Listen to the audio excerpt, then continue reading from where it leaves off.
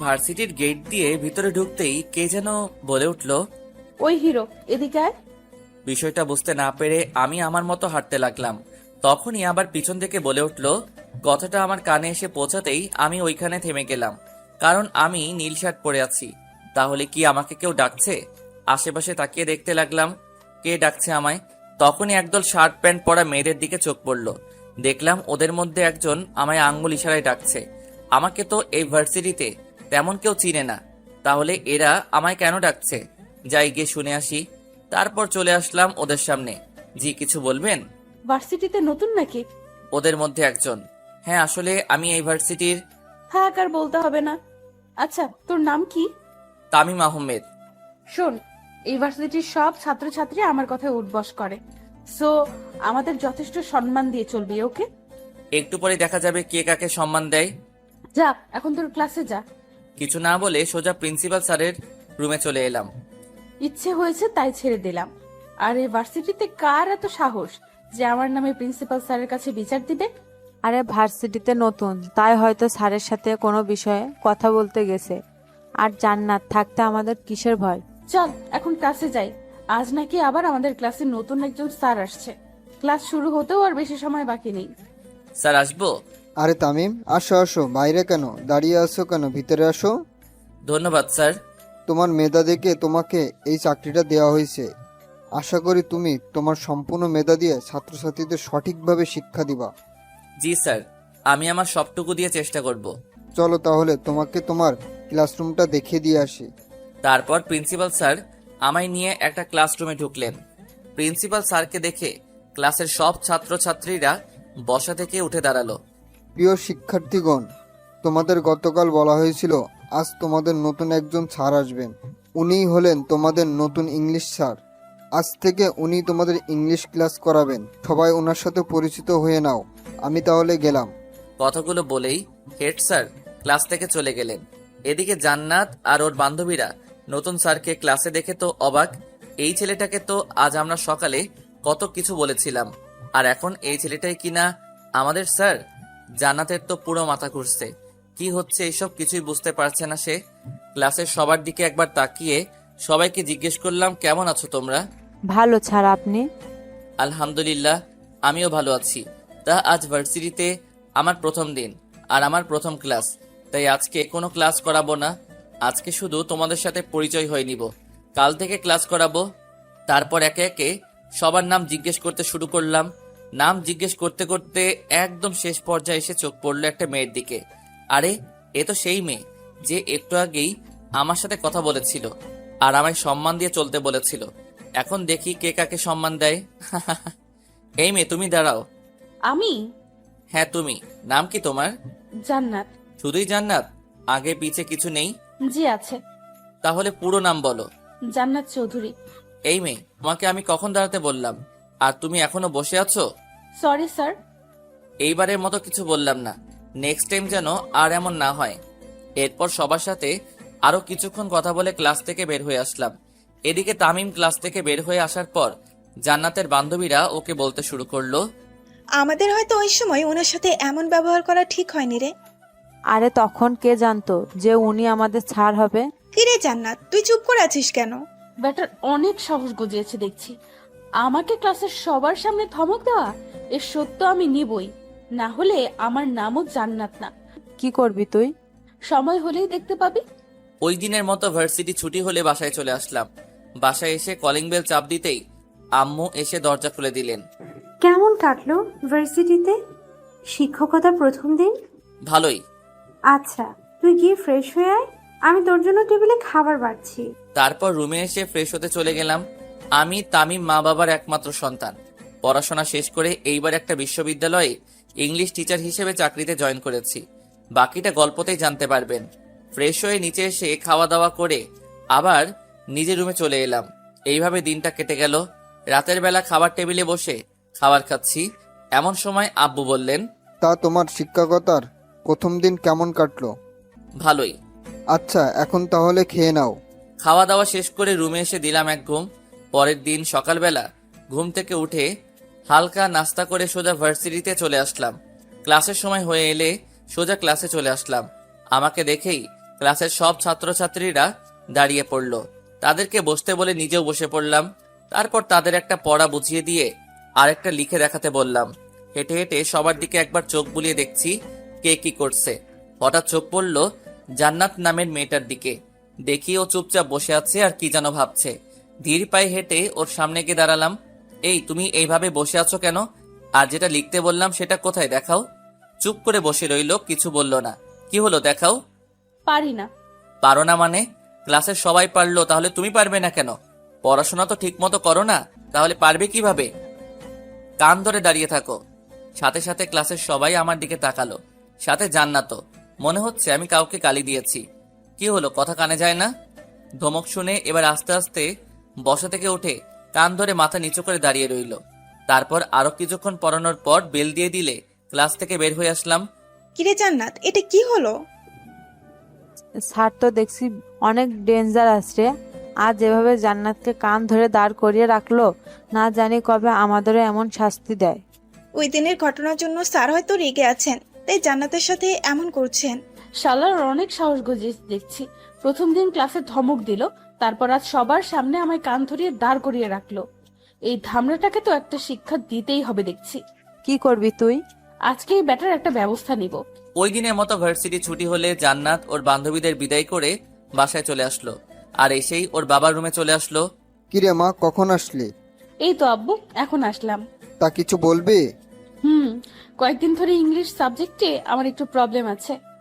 আমি তো আগেই বললাম একটা স্যার রেখে দেই তোর জন্য, কিন্তু তুই তো না করে দিলি, বললি এখন লাগবে না।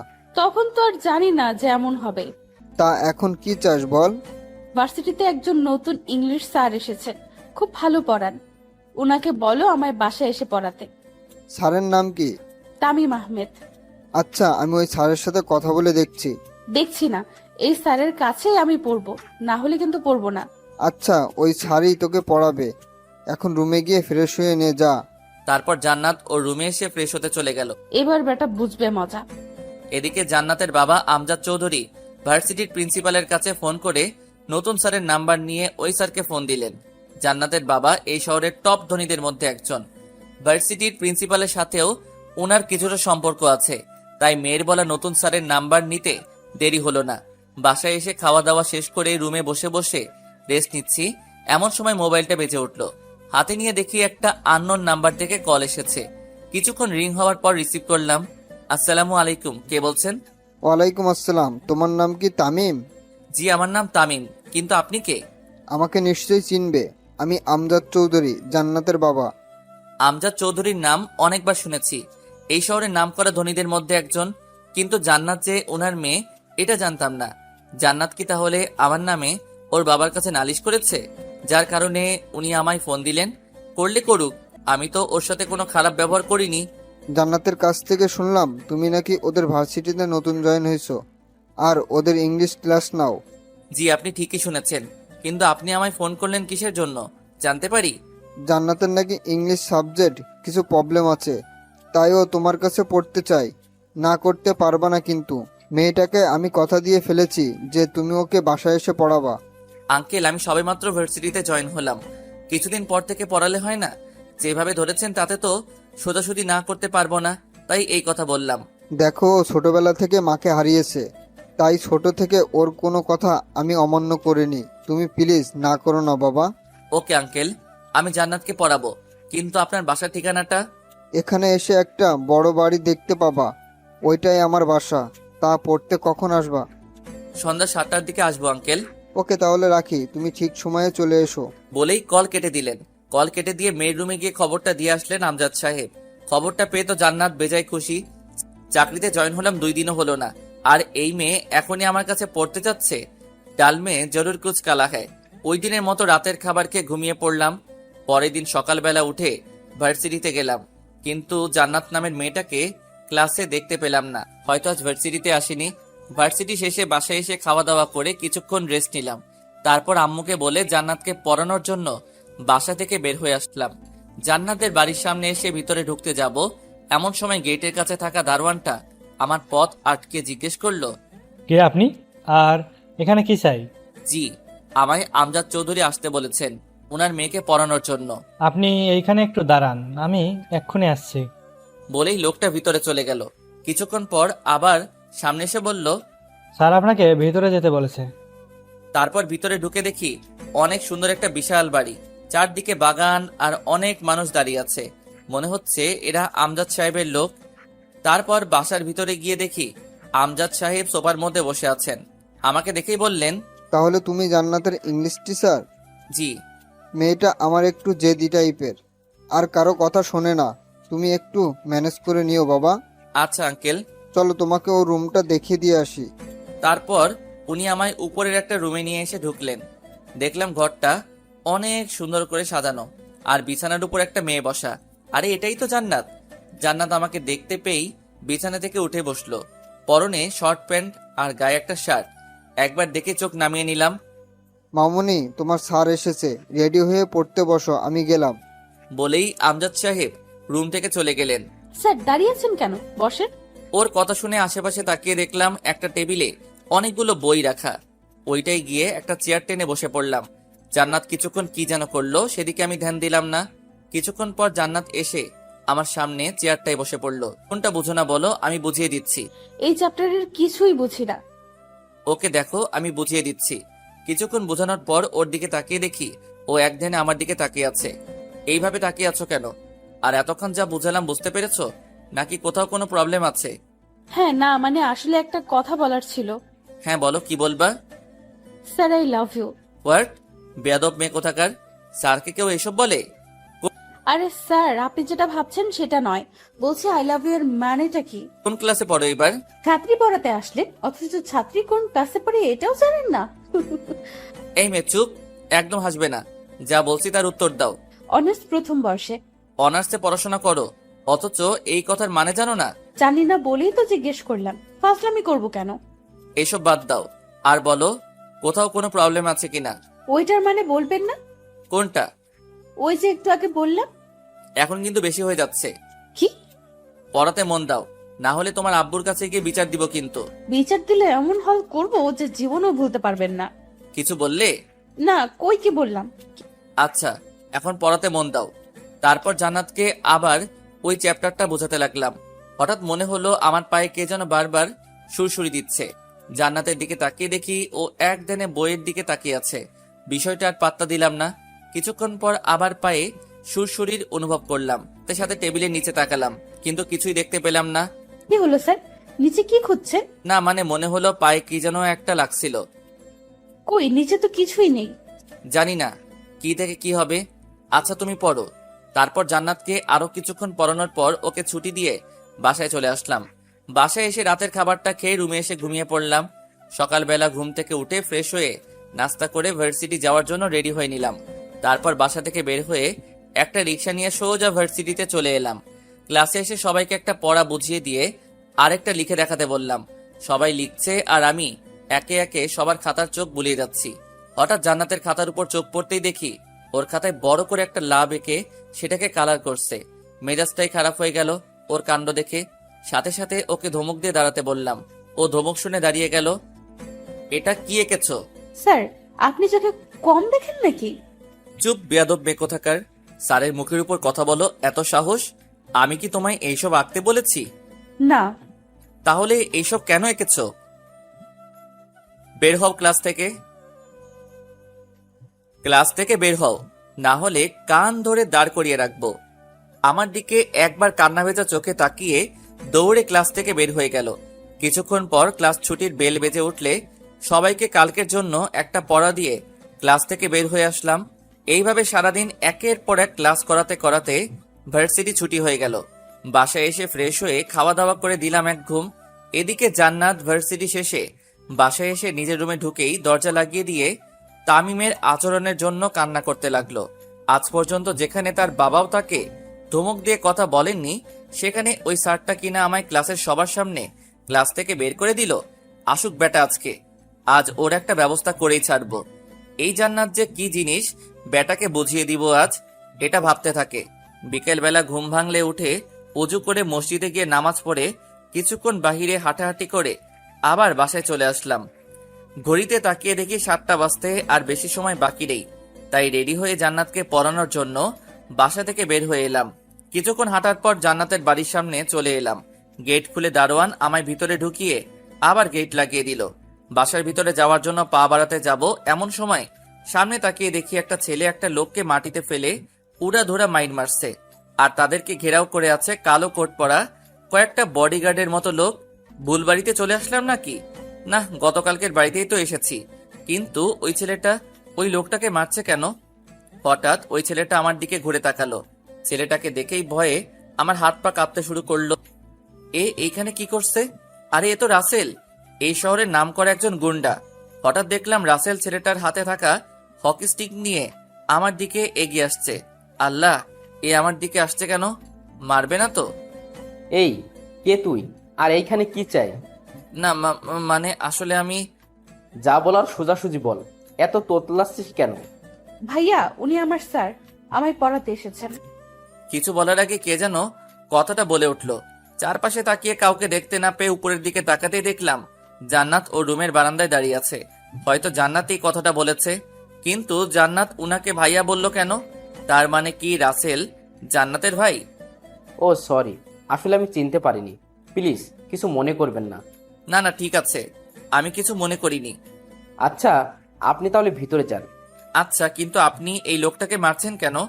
এই লোকটা জান্নাতের কলেজের স্যার। জান্নাত কলেজে থাকতে এই লোকটা একবার জান্নাতকে বকেছিল, সেটার শোধ নিচ্ছি আজকে। সে তো অনেক আগের ঘটনা, তার জন্য ওনাকে আজ শাস্তি দিচ্ছেন? আসলে আমি এই কয় মাস দেশের বাইরে ছিলাম, তাই বেটাকে কিছু করতে পারিনি। গতকাল রাতে দেশে ফিরলাম, আর এসেই একে ধরে নিয়ে আসলাম। কিন্তু উনি তো জান্নাতের স্যার, আর স্যার হয়ে স্টুডেন্টকে বকা দিতেই পারেন, এটা তো স্বাভাবিক। স্যার হোক আর যেই, আমার বোনকে কেউ বকা দিলে বা ওর ওপর কথা বললে ওরও এমন হাল করব যেমন এর করেছি। তাহলে নেক্সটে মনে হয় আমার নামই আগে। কিছু বললেন স্যার? হ্যাঁ, না মানে কই কি বললাম, কিছু না। আচ্ছা, আর আপনি এতক্ষণ ধরে এইখানে দাঁড়িয়ে আছেন কেন? যান ভিতরে যান। আচ্ছা। তারপর ভিতরে ঢুকে দেখি বাসায় কেউ নেই, তাই সোজা জান্নাতের রুমে চলে এলাম। আমাকে আসতে দেখে জান্নাত একটা চেয়ার টেনে আমায় বসতে বলল। আমি কিছু না বলে বসে পড়লাম। জান্নাতও আমার সামনের চেয়ারে এসে বসে পড়ল। আচ্ছা রাসেল যে, উনি তোমার কি হন? ভাইয়া। কেমন ভাইয়া? কেমন আবার, আপন ভাইয়া। আমরা এক ভাই এক বোন, উনি বড় আর আমি ছোট। খাইসা মারে, রাসেল জান্নাতের আপন ভাই হয়? এটা আজ জানলাম। জান্নাতের সম্পর্কেও তেমন কিছু জানি না। কিছু না জেনেই মেয়েটাকে পড়াতে চলে আসলাম। না জানি কপালে কি দুঃখ আছে। ওর ভাই যদি জানতে পারে আমি জান্নাতকে 1 দিন না 2 দিন না 3 দিন বকেছি, তাহলে আমার কি হবে? কি হলো স্যার, এত কি ভাবছেন? আজ পড়াবেন না? পড়াবো। আচ্ছা জান্নাত, একটা কথা বলি। কি কথা বলেন? ভার্সিটিতে এত স্যার থাকতে তুমি আমার কাছে কেন পড়তে চাইলা? তোমাকে যে শিক্ষা দেব তাই। কি হলো, চুপ করে আছো কেন, বলো। আসলে স্যার, প্রথম দিন আপনার ক্লাস করেই বুঝতে পেরেছিলাম যে আপনি স্যার হিসেবে ইংলিশে খুব ভালো। তার জন্যই আব্বুকে বলে আপনাকে আমার হোম টিচার বানিয়ে নিলাম। ও আচ্ছা, এখন পড়ো। কি পড়বো? গতকাল যে চ্যাপ্টারটা বুঝিয়েছিলাম, বুঝেছো? একটু একটু। আচ্ছা, আজকে আবার ওইটা বুঝাচ্ছি, খেয়াল করো। কিছুক্ষণ পর বুঝেছো তাহলে? আরেকবার বোঝালে ভালো হয়। ওকে, খেয়াল করো আবার। কিছুক্ষণ বোঝানোর পর, আর কোথাও কোনো প্রবলেম আছে? স্যার, এই চ্যাপ্টারের কিছুই বুঝি না। বুঝবে কিভাবে? হ্যাঁ, পড়াশোনায় তো মন নেই, সারাক্ষণ শুধু ফাইজলামি। স্যার, আমায় ধমক দিয়ে কথা বলবেন না বলে দিলাম। এই, তুমি আমায় হুমকি দিচ্ছ? হ্যাঁ, ছাত্রী হয়ে স্যারের সাথে এইভাবে কথা বলতে লজ্জা করে না? বেয়াদব মেয়ে কোথাকার। ওই শালা চুপ, আর একটাও কথা বলবি না। অনেক শুনেছি তোর বক বক, আর নয়। নিজেকে কি ভেবেছিস? হ্যাঁ, যখন তখন আমায় ধমক দিয়ে কথা বলবি আর আমি কিছুই বলবো না? আমার শার্টের কলার চেপে ধরে, এই, এটা কেমন অসভ্যতা? ভুলে যেও না আমি তোমার স্যার, সম্মান দিয়ে কথা বলো, না হলে... না হলে কি করবি তুই? হ্যাঁ, আমি কিন্তু তোমার আব্বুর কাছে তোমার নামে বিচার দিব। ভাইয়া যে একটা লোককে মারতেছে দেখেছেন? উনি তো... হ্যাঁ, উনি আমার কলেজের স্যার। আর এটাও নিশ্চয়ই জেনে গেছেন যে ভাইয়া ওই স্যারকে কেন মারতেছে। এখন আপনিও আমার স্যার, যদি ভাইয়ার কাছে আপনার নামে বিচার দিয়ে তো কি হবে ভাবতে পারছেন? মানে তুমি কেন আমার নামে বিচার দিবে? আমি কি করেছি? এই যে আপনার ভার্সিটির প্রথম ক্লাস থেকে শুরু করে এই পর্যন্ত আমায় কতবার ধমক দিয়েছেন আর বকা দিয়েছেন হিসাব আছে? স্যার হিসেবে তো তোমায় বকা দিতেই পারি, তাই না? এইখানে তোমার ভাইয়ার কাছে বিচার দেবার কি আছে? ওকে, বিচার দিব না, তবে এর জন্য আপনাকে আমার একটা শর্ত মানতে হবে। কি শর্ত? এখন থেকে আপনাকে আমার সব কথা মেনে চলতে হবে। রাজি? এটা আবার কেমন কথা? তাছাড়া স্যার হিসেবে আমি তোমায় একটু বকা দিতেই পারি, এর জন্য। আমি এত কথা শুনতে চাচ্ছি না, আমার শর্তে রাজি কি না সেটা বলেন। আরে ওকে, রাজি হওয়া লাগবে না, আমি ভাইয়ার কাছে গিয়ে আপনার নামে একটু প্রশংসা করে আসি। এই না না, আমি রাজি তো। আমার সব কথা মেনে চলতে হবে কিন্তু। ওকে। তাহলে আজ থেকে আমায় আর বকা দিতে পারবেন না, বলে দিলাম। আচ্ছা, এখন বই বের করো। তারপর জান্নাত বই নিয়ে এসে আমার সামনের চেয়ারে বসে পড়ল। আজ কোন চ্যাপ্টার পড়াবো বলো? এই চ্যাপ্টার। ওকে, খেয়াল করো। তারপর জান্নাতকে ওই চ্যাপ্টারটা ভালো করে বোঝাতে লাগলাম। একসময় ওর দিকে চোখ পড়তে দেখি ও এক ধ্যানে আমার দিকে তাকিয়ে আছে। প্রথমবার ডাকলাম, বাট কোনো রেসপন্স নেই। দ্বিতীয়বার টেবিলে থাকা স্কেলটা দিয়ে ওর হাতে একটা বসিয়ে দিলাম। সাথে সাথে সে হকচকিয়ে উঠল। কি হলো স্যার, আপনি আমায় মারলেন কেন? মারবো না তো কি করব? এতক্ষণ ধরে পড়াচ্ছি, অথচ তুমি বইয়ের দিকে না তাকিয়ে আমার দিকে হাবলির মতো তাকিয়ে আছো। এমন করলে পড়া মাথায় ঢুকবে কিভাবে? কি কি বললেন? আমি হাবলি? দাঁড়ান, আমি এক্ষুনি গিয়ে ভাইয়ের কাছে আপনার নামে বিচার দিব। আরে আরে, এইখানে ভাইয়াকে টানছো কেন? স্যার হয়ে তো তোমাকে মারার অধিকার আমার আছেই। একটু আগে আপনি আমায় কি বললেন মনে নেই? কি বললাম?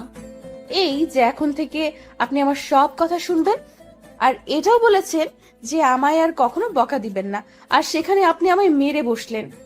দেখো আমি আর কোনো কথা শুনবো না, আমি গেলাম ভাইয়ার কাছে বিচার দিতে। এই না, প্লিজ এমন করো না। আমার ভুল হয়ে গেছে, প্লিজ এবারের মতো মাফ করে দাও। আর কখনো তোমায় মারবো না, সত্যি। শেষে কিনা স্যার হয়ে ছাত্রীর কাছে মাপ চাইতে হচ্ছে। হায়রে কপাল। মনে থাকবে তো? হ্যাঁ হ্যাঁ, মনে থাকবে। আচ্ছা, এবার পড়ান। তারপর ওকে আবার সে আগের চ্যাপ্টার পড়াতে শুরু করলাম। কিছুক্ষণ পর জান্নাতের দিকে চোখ পড়তেই দেখি সে আবার আমার দিকে এক ধ্যানে তাকিয়ে আছে। বুঝতেছি না এই মেয়ে বারবার আমার দিকে এইভাবে তাকিয়ে থাকে কেন। এখন কিছু বলাও যাবে না, বললে আবার ওর ভাইয়ের কাছে বিচার দিয়ে বসবে। কি পড়ালাম এতক্ষণ, বুঝেছো? এক ধ্যানে আমার দিকে তাকিয়ে আছে। কি হলো, এইভাবে তাকিয়ে আছো কেন? ওর চোখের সামনে হাত নাড়িয়ে হ্যাঁ, না আসলে কিছু বলছেন? বলছি, এতক্ষণ যা পড়ালাম তা বুঝেছো নাকি কোথাও বুঝতে সমস্যা আছে? কিছুই তো বুঝিনি। ভীষণ রাগ হলো, তবুও নিজেকে কন্ট্রোল রেখে ঠান্ডা গলায় বললাম, এতক্ষণ ধরে বোঝালাম অথচ কিছুই বুঝোনি। ধ্যান কোথায় থাকে তোমার? আপনার দিকে। কি? মানে আসলে বলতে চেয়েছি, আপনার মুখের দিকেই তাকিয়েছিলাম আর বোঝার চেষ্টা করছিলাম। আমার মুখের দিকে তাকিয়ে থাকলে হবে না, বইয়ের দিকে খেয়াল করতে হবে। হুম দেখো আবার। কিছুক্ষণ পর, এবার বুঝতে পেরেছো? হুম, কিছুটা। ওকে, তাহলে বাকিগুলো রাতে পড়তে বসে কয়েকবার দেখবা। যদি না বোঝো তাহলে কাল বুঝিয়ে দিব। আজ তাহলে আমি আসি। তারপর জান্নাতের বাসা থেকে বের হয়ে সোজা বাসায় চলে আসলাম। বাসায় এসে খাওয়া দাওয়া করে রুমে এসে কিছুক্ষণ ফেসবুকিং করে ঘুমিয়ে পড়লাম। পরের দিন সকালবেলা ঘুম থেকে উঠে ফ্রেশ হয়ে হালকা নাস্তা করে ভার্সিটিতে চলে এলাম। ক্লাসে এসে সবাইকে ক্লাস করাচ্ছি, এমন সময় দেখি জান্নাত ওর বন্ধুদের সাথে কি যেন কথা বলছে আর হাসাহাসি করছে। দিলাম এক ধমক মেয়েটাকে, সাথে ওর বন্ধুদেরকেও। ধমককে সবাই চুপ হয়ে গেল, আর জান্নাত আমার দিকে একটু রাগী দৃষ্টিতে তাকালো।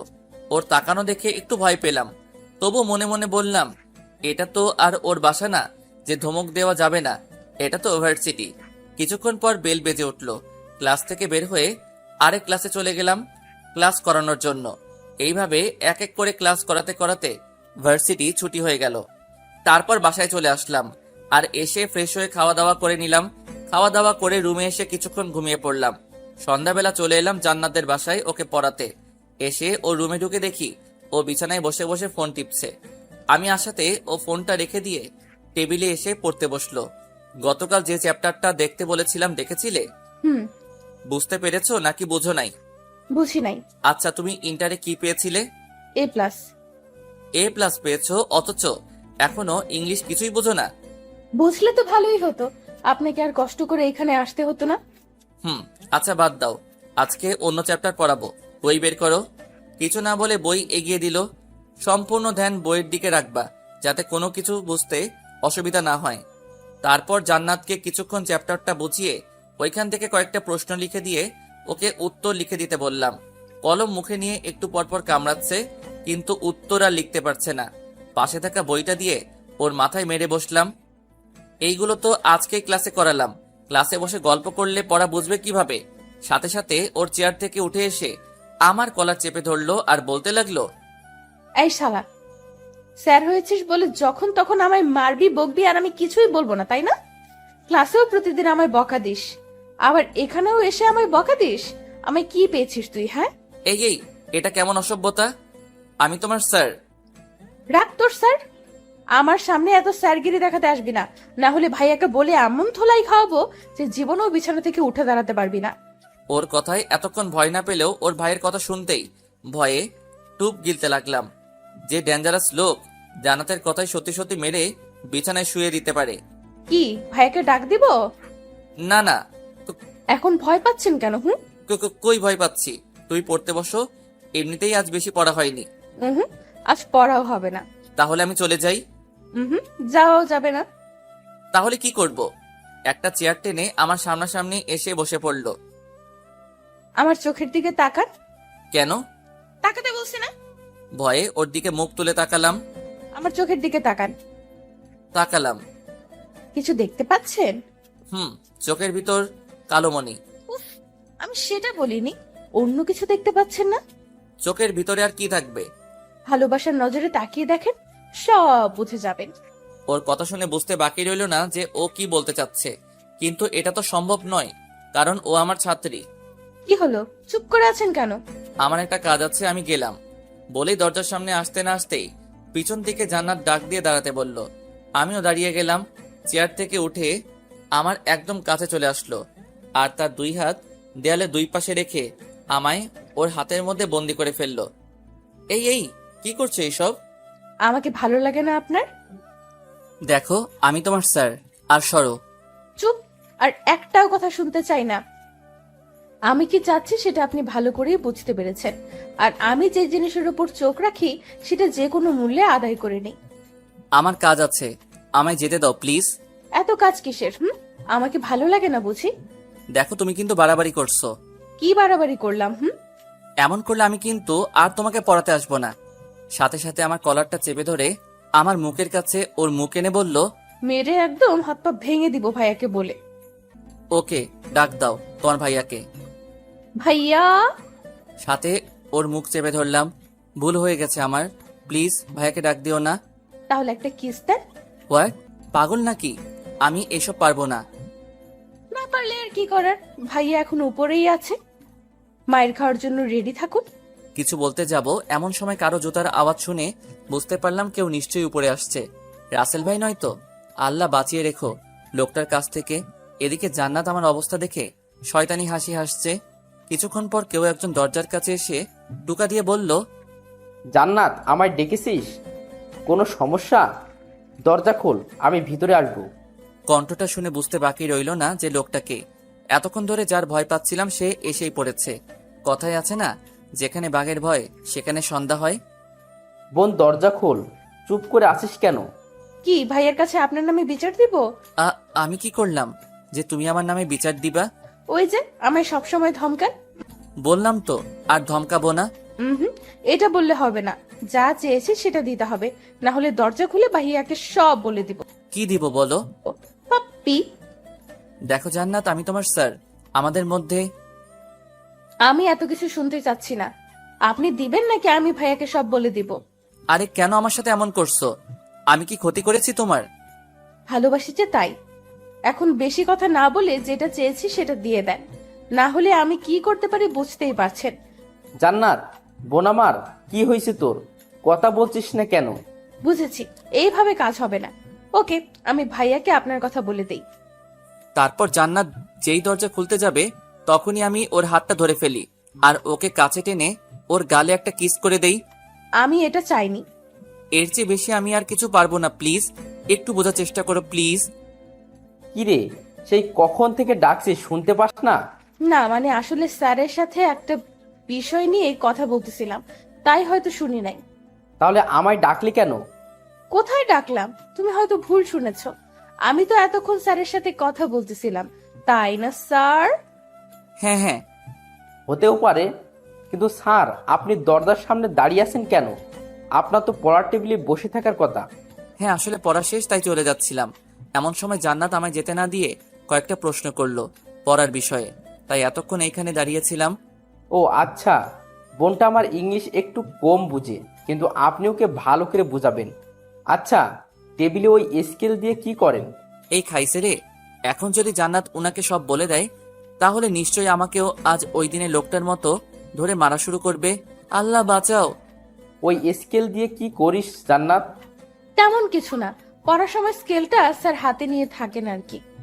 হাতে নিয়েই থাকেন নাকি তাকে মারেনও? শোনেন স্যার, বোনটা আমার খুব আদরের। ছোট থেকে আজ পর্যন্ত ওর গায়ে একটু আজ পর্যন্ত লাগতে দেয়নি। যেই আমার বোনের মুখের উপর কেউ কথা বলেছে তাকে মেরে একদম অবস্থা কাহিল করে ফেলতাম। এমনকি অনেক স্যারদের চাকরিও কেড়ে নিয়েছি এর জন্য। এই প্রথম জান্নাত কোনো স্যারের কাজে নিজে থেকে পড়তে চেয়েছে বলেই বাবা ওকে আপনার কাছে পড়াচ্ছেন। তবুও আপনাকে বলে রাখি, ভুলেও আমার বোনের মুখের উপর কোনো কথা বলবেন না। ও যেভাবে বলবে সেভাবেই পড়াবেন। যদি শুনি এর একটু এদিক সেদিক হয় তাহলে আপনার কপালে দুঃখ আছে বলে দিলাম। এটা হুমকি দিচ্ছে নাকি সাবধান করছে? কোনো সমস্যা হলে ভাইয়াকে বলবে, কেমন? আমি তাহলে আসি। বলেই রুম থেকে বেরিয়ে গেলেন। আমিও দরজা খুলে পেয়ে চলে আসতে যাব, এমন সময় জান্নাত আমার হাত ধরে ফেলে। আপনি কোথায় যাচ্ছেন? না মানে পড়ানো তো শেষ, তাই আমি আর থেকে কি করব? আপনাকে আমি যেতে বলেছি? না, তবে পড়ানো যেহেতু শেষ তাই চলে যাচ্ছি। একটু আগে ভাইয়া কি বলে গেল শুনেন নাই? কি বলেছিলেন? এই যে আমার মুখের উপর কোনো কথা বলবেন না, আমি যেভাবে বলবো সেভাবেই পড়াবেন। কিন্তু এখন তো পড়ানো শেষ, তাহলে আর থেকে কি করব? আমার বাসায় অনেক কাজ আছে, প্লিজ আমায় যেতে দাও। কিছুক্ষণ ভেবে ওকে যান, তবে কাল একটু তাড়াতাড়ি পড়াতে আসবেন, দেরি করবেন না কিন্তু। না হলে না না, দেরি করব না, তাড়াতাড়ি চলে আসবো। মনে থাকে জানো। তারপর আর কথা না বাড়িয়ে দরজা খুলে জান্নাতের রুম থেকে বের হয়ে আসলাম। সিঁড়ি বেয়ে নিচে নেমে আসতেই আঙ্কেল আমায় ডাক দিলেন। দেখি উনি সোফায় বসে আছেন। হেঁটে হেঁটে ওনার সামনে গিয়ে দাঁড়ালাম। তা বাবা, জান্নাত ঠিকমতো পড়ছে তো? জি আঙ্কেল। দেখো, আমি জানি মেয়েটা একটু পড়াশোনা কম করে, কি যে হয়েছে ওর কিছুই বুঝতে পারছি না। তুমি একটু ওকে ভালো করে গাইড করে দিও প্লিজ। এসব নিয়ে আপনি চিন্তা করবেন না আঙ্কেল, আমি ওকে ভালো করে গাইড দিচ্ছি। তারপর আঙ্কেলের সাথে আরো কিছু টুকটাক কথা বলে সোজা বাসায় চলে আসলাম। রাতের খাবার খেয়ে রুমের মধ্যে শুয়ে আছি আর ভাবছি জান্নাত যা শুরু করেছে তাতে ওকে বেশি দিন পড়ানো যাবে না, না হলে পরে আমারই ক্ষতি হবে। যত তাড়াতাড়ি পারি আঙ্কেলকে বলে ওকে পড়ানো ছেড়ে দিব। এইসব ভাবতে ভাবতে কখন যে চোখটা লেগে যায় খেয়ালই নেই। সকালবেলা ঘুম থেকে উঠে ফ্রেশ হয়ে নাস্তা করে ভার্সিটিতে চলে এলাম। ক্লাসের মধ্যে বসে আছি আর সবাইকে ক্লাস করাচ্ছি। এমন সময় জান্নাতের দিকে চোখ পড়তেই সে আমায় চোখ টিপ মেরে বসলো। ওর এমন ব্যবহারে থতমত খেয়ে গেলাম। এটা মেয়ে নাকি অন্য কিছু? ছাত্রী হয়ে স্যারকে ছিছি। ওর দিকে না তাকিয়ে আবার ক্লাস করানোতে মনোযোগ দিলাম। কিছুক্ষণ পর বেল বেজে উঠলে ক্লাস থেকে বের হয়ে আসলাম। তারপর আবার একটা ক্লাসে চলে গেলাম ক্লাস করাতে। দেখতে দেখতে টিফিন পিরিয়ডের সময় হয়ে গেলে ক্লাস থেকে বের হয়ে ক্লাসের বারান্দা দিয়ে হাঁটছি। এমন সময় কে যেন বলে উঠল, তামিম সাহেব একটু দাঁড়ান। পিছনে ফিরে দেখি নীলা ম্যাডাম। বলতে গেলে আমার 1-2 বছরের বড় হবে, কিন্তু উনি নাকি এখনো বিয়েই করেন নাই। দেখতেও মাশাআল্লাহ অনেক সুন্দর, গায়ের রং একেবারে ফর্সা, মুখটাও একদম মায়াবী, যে কেউ দেখলে উনার প্রেমে পড়ে যাবে। আপনাকেও তো তেমন দেখা যায় না। দেখবেন কিভাবে? আপনি কি আর আমাদের দিকে তাকান? সব সময় তো মাথা নিচু করেই হাঁটেন, পাশ দিয়ে গেলেও কথা বলেন না। আসলে আমি মেয়েদের সাথে এত কথা বলতে পারি না। কেন কেন? এটা ঠিক বলতে পারবো না, তবে আমার কেমন যেন লাগে আর কি। ও আচ্ছা, বুঝেছি। আমাদের স্যারের মেয়েদের সাথে কথা বলতে লজ্জা করে, তাই তো? হ্যাঁ আসলে থাক, আর কিছু বলতে হবে না। টিফিন টাইম তো হয়ে গেছে, চলেন না আজ দুইজন মিলে একসাথে নাস্তা করি। কিন্তু আমি কিন্তু এই প্রথম আপনার কাছে কিছু চেয়েছি, না করলে কিন্তু আমি মাইন্ড করব। ওকে বলেন কোথায় যাবেন? ভার্সিটির বাইরে একটা কফি শপ আছে, ওইখানে যাওয়া যাক। ওকে চলেন। তারপর ওনাকে নিয়ে সামনের দিকে এগোতেই দেখি জান্নাত সামনে দাঁড়িয়ে আছে আর আমার দিকে রাগে কটমট করে তাকিয়ে আছে। ওর এমন ফেস দেখে মনে মনে একটু ভয় পেয়ে গেলাম। এদিকে আমায় দাঁড়িয়ে থাকতে দেখে নীলা ম্যাডাম আমার হাত ধরে আমাকে ওনার সাথে নিয়ে যেতে লাগলেন। তারপর নীলা ম্যাডাম আমায় একটা কফি শপে নিয়ে এসে দুজনের জন্য 2 কাপ কফি অর্ডার দিলেন। দুজন গল্প করতে করতে কফি খাওয়া শেষ করলাম। গল্প করার সময় নীলা ম্যাডাম বারবার আমার হাত ধরতেছিলেন। ওনার এমন ব্যবহার আমার সুবিধার মনে হচ্ছিল না, তাই তাড়াতাড়ি করে ভার্সিটি চলে এলাম। তারপর একে একে বাকি ক্লাসগুলো করিয়ে বাসায় চলে আসলাম। বাসায় এসে ফ্রেশ হয়ে খাওয়া দাওয়া করে একটু ঘুমিয়ে পড়লাম। সন্ধ্যাবেলা ঘুম থেকে উঠে হাত মুখ ধুয়ে জান্নাতকে পড়ানোর জন্য ওর বাসায় চলে আসলাম। রুমে ঢুকে দেখি ভিতরে কেউ নেই, তাই সোজা গিয়ে একটা চেয়ার টেনে টেবিলের পাশে বসে পড়লাম। কিছুক্ষণ পর হঠাৎ দরজা আটকানোর আওয়াজে বেশ সামনে তাকালাম। দেখি জান্নাত দরজা লাগিয়ে আমার দিকে আসছে, আর এসেই আমার শার্টের কলার চেপে ধরে বলল, ওই নীলা ম্যাডামের সাথে আপনার কিসের এত কথা? মানে? এখন ন্যাকা সাজা হচ্ছে তাই না? ভার্সিটির বারান্দায় দাঁড়িয়ে দাঁড়িয়ে নীলা ম্যাডামের সাথে কথা বলা, তারপর কফি শপে গিয়ে একসাথে কফি খাওয়া, এসব কি? হ্যাঁ, আরে ভার্সিটিতে স্যার হিসেবে জয়েন হওয়ার পর থেকে নীলা ম্যাডামের সাথে কখনো কথা হয়নি তো, তাই। তাই বলে এত কথা বলতে হয়? আর কফি শপে গিয়ে কি কি কথা বললেন শুনি? তুমি কে যে তোমাকে সবকিছুর কৈফিয়ত দিতে হবে? হ্যাঁ, আমি আপনার সব। আর এইবারের মতো কিছু বললাম না। নেক্সট টাইম যদি কখনো ওই নীলা ম্যাডামের সাথে আপনাকে কথা বলতে দেখি, তাহলে তাহলে কি করবে? হ্যাঁ, কিছুই করব না, শুধু ভাইয়ার কাছে আপনার নামে 2-1 কথা বলবো। ভয় দেখাচ্ছ তাই না? হুম, ওই নীলা ম্যাডামের সাথে কথা বলতে নিষেধ দিচ্ছি শুধু। অনেক কথা হয়েছে, এখন পড়তে বসো। কিছু না বলে একটা চেয়ার টেনে আমার গা ঘেঁষে বসে পড়লো। এইখানে বসেছো কেন? সামনের দিকে গিয়ে বসো। আজ এখানেই বসবো, আর পড়ালে পড়ার, না পড়ালে নাই। আর কোনো উপায় না পেয়ে ওকে পড়াতে রাখলাম। জান্নাতকে পড়াচ্ছি, এমন সময় হুট করে ও আমার গালে একটা কিস করে বসলো। ও এমন কিছু করে বসবে তা আমি স্বপ্নেও ভাবিনি। এই মেয়ে, তোমার লজ্জা শরম বলতে কিছু নেই নাকি? ছাত্রী হয়ে স্যারকে কিস করো? নাই। আপনার গলাটা না খুব সুন্দর, তাই একটু আদর করে দিলাম। বেশি বেঁকে গেছো তাই না? দাঁড়াও, আজকে আঙ্কেলের সাথে তোমার বিষয়ে কথা বলবো। স্যার, আপনি আমায় এত তাড়াতাড়ি বিয়ে করবেন? কিন্তু আমার যে এখনো পড়াশোনা কমপ্লিট হয়নি। চুপ বেয়াদব মেয়ে কোথাকার! আমি কি তোমায় বলেছি যে তোমায় বিয়ে করব? তুমি আমার সাথে যা শুরু করেছো সেগুলো আজকে আঙ্কেলকে বলবো। ভুলেও এমন কাজ করবেন না, না হলে আমার কথায় ভাইয়া আপনার কি হাল করবে তা ভাবতেও পারবেন না। আমার সাথে এমন করছো কেন? দেশে কি মানুষের অভাব পড়েছে যে তুমি তোমার স্যারের সাথে জিএফ এর মতো আচরণ করছো? অভাব পড়েনি, তবে আপনার মতো এত কিউট মানুষ খুব কমই আছে, তাই তো আপনাকে এত ভালোবাসি। এটা ভালোবাসা নয়, এটা ক্ষণিকের জন্য ভালো লাগা। কেন বুঝতে চাইছো না? আমায় এইসব শেখাতে আসবেন না, আপনার থেকে আমি এইসব বিষয়ে ভালো জানি। সো মিস্টার তামিম আহমেদ, আমি যেভাবে বলবো আর যা চাইবো আপনি তাই করবেন, না হলে আমি আপনার কি অবস্থা করব ভাবতেও পারবেন না। শুধু রাসেল ভাইয়ের জন্য তোকে এত সহ্য করেছি, না হলে কবেই তোকে পড়ানো বাদ দিয়ে দিতাম। আপনাকে আমায় পড়াতেই হবে, সেটা হোক আপনার ইচ্ছায় অথবা অনিচ্ছায়। সো এইসব নিয়ে এত ভাবাভাবি করে কোনো লাভ নেই। এ তো দেখছি মনের কথা বুঝে ফেলে। আল্লাহ, এই মায়ারার থেকে আমারে বাঁচাও প্লিজ। ওই, এত কি ভাবছেন? না কিছু না, তুমি পড়ো তো। কোনটা পড়বো? বুঝিয়ে না দিলে পড়বো কিভাবে? এতদিন ধরে তো বুঝিয়ে আসছি, তারপরও কিছু মাথায় ঢোকে না নাকি? একদম রাগী গলায় কথা বলবেন না, না হলে ভাইয়াকে ডেকে সব বলে দিব। তুমি আমাকে পড়াচ্ছ নাকি আমি তোমায় পড়াচ্ছি? আপনি আমায় পড়াচ্ছেন। তাহলে কি আমি একটু রাগ দেখাতে পারবো না? না, পারবেন না। ওকে, খেয়াল করো, আমি পড়াটা বুঝিয়ে দিচ্ছি। কিসের জন্য যে একে পড়াতে আসি, তারপর ওকে কিছুক্ষণ বুঝিয়ে একটা প্রশ্নের উত্তর লিখতে বললাম। ব্যাস, চুপচাপ বসে রইল আর কলম ঘোরাতে লাগলো। চরম বিরক্তিকর এই মুহূর্তটা। কিছু বললেও দোষ, কিছু করলেও দোষ। ওকে আজ এতটুকুই থাকুক, কাল এসে এসব আবার পড়া নিব। তুমি রাতে এইগুলো শিখে রেখো কেমন? শুধু মাথা নাড়ালো। তারপর উঠে চলে আসতে যাব এমন সময় পিছন থেকে জান্নাত আমায় দাঁড়াতে বলল। সে বসা থেকে উঠে আমার সামনে এসে দাঁড়ালো। আপনার ফোন নাম্বারটা দেন তো। কেন? দিতে বলছি দেন, এত কথা বলেন কেন? আসলে মোবাইলটা বাসায় রেখে এসেছি, আর কয়েকদিন আগে নতুন সিম নিয়েছি। নাম্বারটাও ঠিক মনে নেই। মিথ্যা বললাম, কারণ এই মেয়েকে নাম্বার দেওয়ার কোনো ইচ্ছাই আমার নেই। কিছু না বলে আমার প্যান্টের পকেটে হাত দিয়ে কি যেন খুঁজতে লাগলো। কিছুক্ষণ খোঁজার পর পকেট থেকে ফোনটা বের করে এনে আমার চোখের সামনে ধরে রাগী দৃষ্টিতে তাকিয়ে জিজ্ঞেস করলো, এটা কি? না মানে আসলে। খুব মিথ্যা বলা শিখেছেন তাই না? আর যদি কোনোদিন মিথ্যা কথা বলেন তাহলে মেরে নাক ফাটিয়ে দিব, বলে দিলাম। ওর কথায় ভয়ে চুপ করে রইলাম। ভাইরে ভাই, কি গুন্ডি মেয়েটা! স্যারকে কেউ এসব হুমকি দেয়? এদিকে জান্নাত কিছুক্ষণ ফোন নিয়ে কি যেন করলো। তারপর আবার ফোনটা আমার পকেটে ঢুকিয়ে দিল। রাতে ফোন দিলে ফোন ধরবেন ওকে? আমি কেন তোমায় ফোন ধরবো? ধরতে হবেই, না হলে কপালে দুঃখ আছে। দেখো, তুমি আমার ছাত্রী আর আমি তোমার স্যার। আমাদের মধ্যে এছাড়া অন্য কোনো সম্পর্ক হবে না। সময় হলে এমনিতেই হয়ে যাবে। আর কিছু না বলে জান্নাতের বাসা থেকে বের হয়ে আসলাম। জানি এই মেয়ের সাথে কথা বলে লাভ হবে না। বাসায় এসে ফ্রেশ হয়ে রুমে বসে আছি। কিছুক্ষণ পর আম্মু এসে রাতের খাবারের জন্য ডাক দিয়ে গেলেন। তারপর নিচে গিয়ে খাওয়া দাওয়া করে আবার উপরে চলে আসলাম। রুমে এসে দেখি ফোনের স্ক্রিন থেকে আলো জ্বলছে। কাছে গিয়ে দেখি জান্নাত নামে সেভ করা একটা নাম্বার থেকে কল এসেছে। বুঝতে বাকি রইল না যে কে কল করেছে।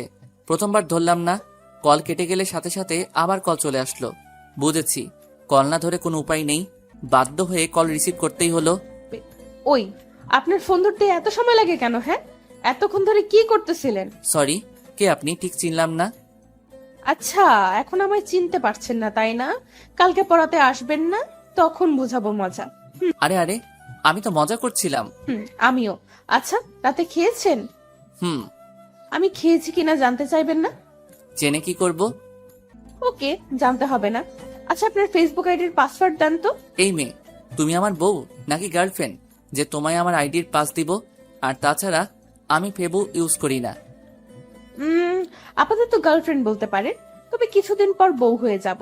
আর কথায় কথায় মিথ্যা বলা বাদ দেন, কারণ আপনার ফোন হাতে নিয়ে প্রথমেই আপনার আইডিতে ঢুকে আমার আইডিতে ফ্রেন্ড রিকোয়েস্ট পাঠিয়ে দিয়েছিলাম।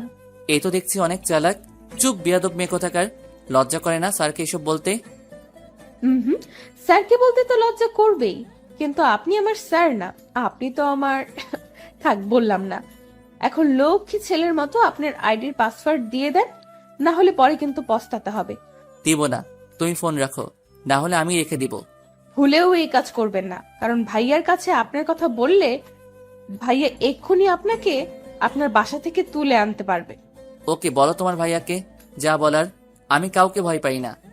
ওকে, একটু ওয়েট করেন। বলেই জান্নাত ওর ভাইয়াকে ডাকতে লাগলো। এই মেয়ে তো দেখছি সত্যি সত্যি ডাক দিচ্ছে। দিক, আমার কি, আমি এত ভয় পাই না ওনাকে।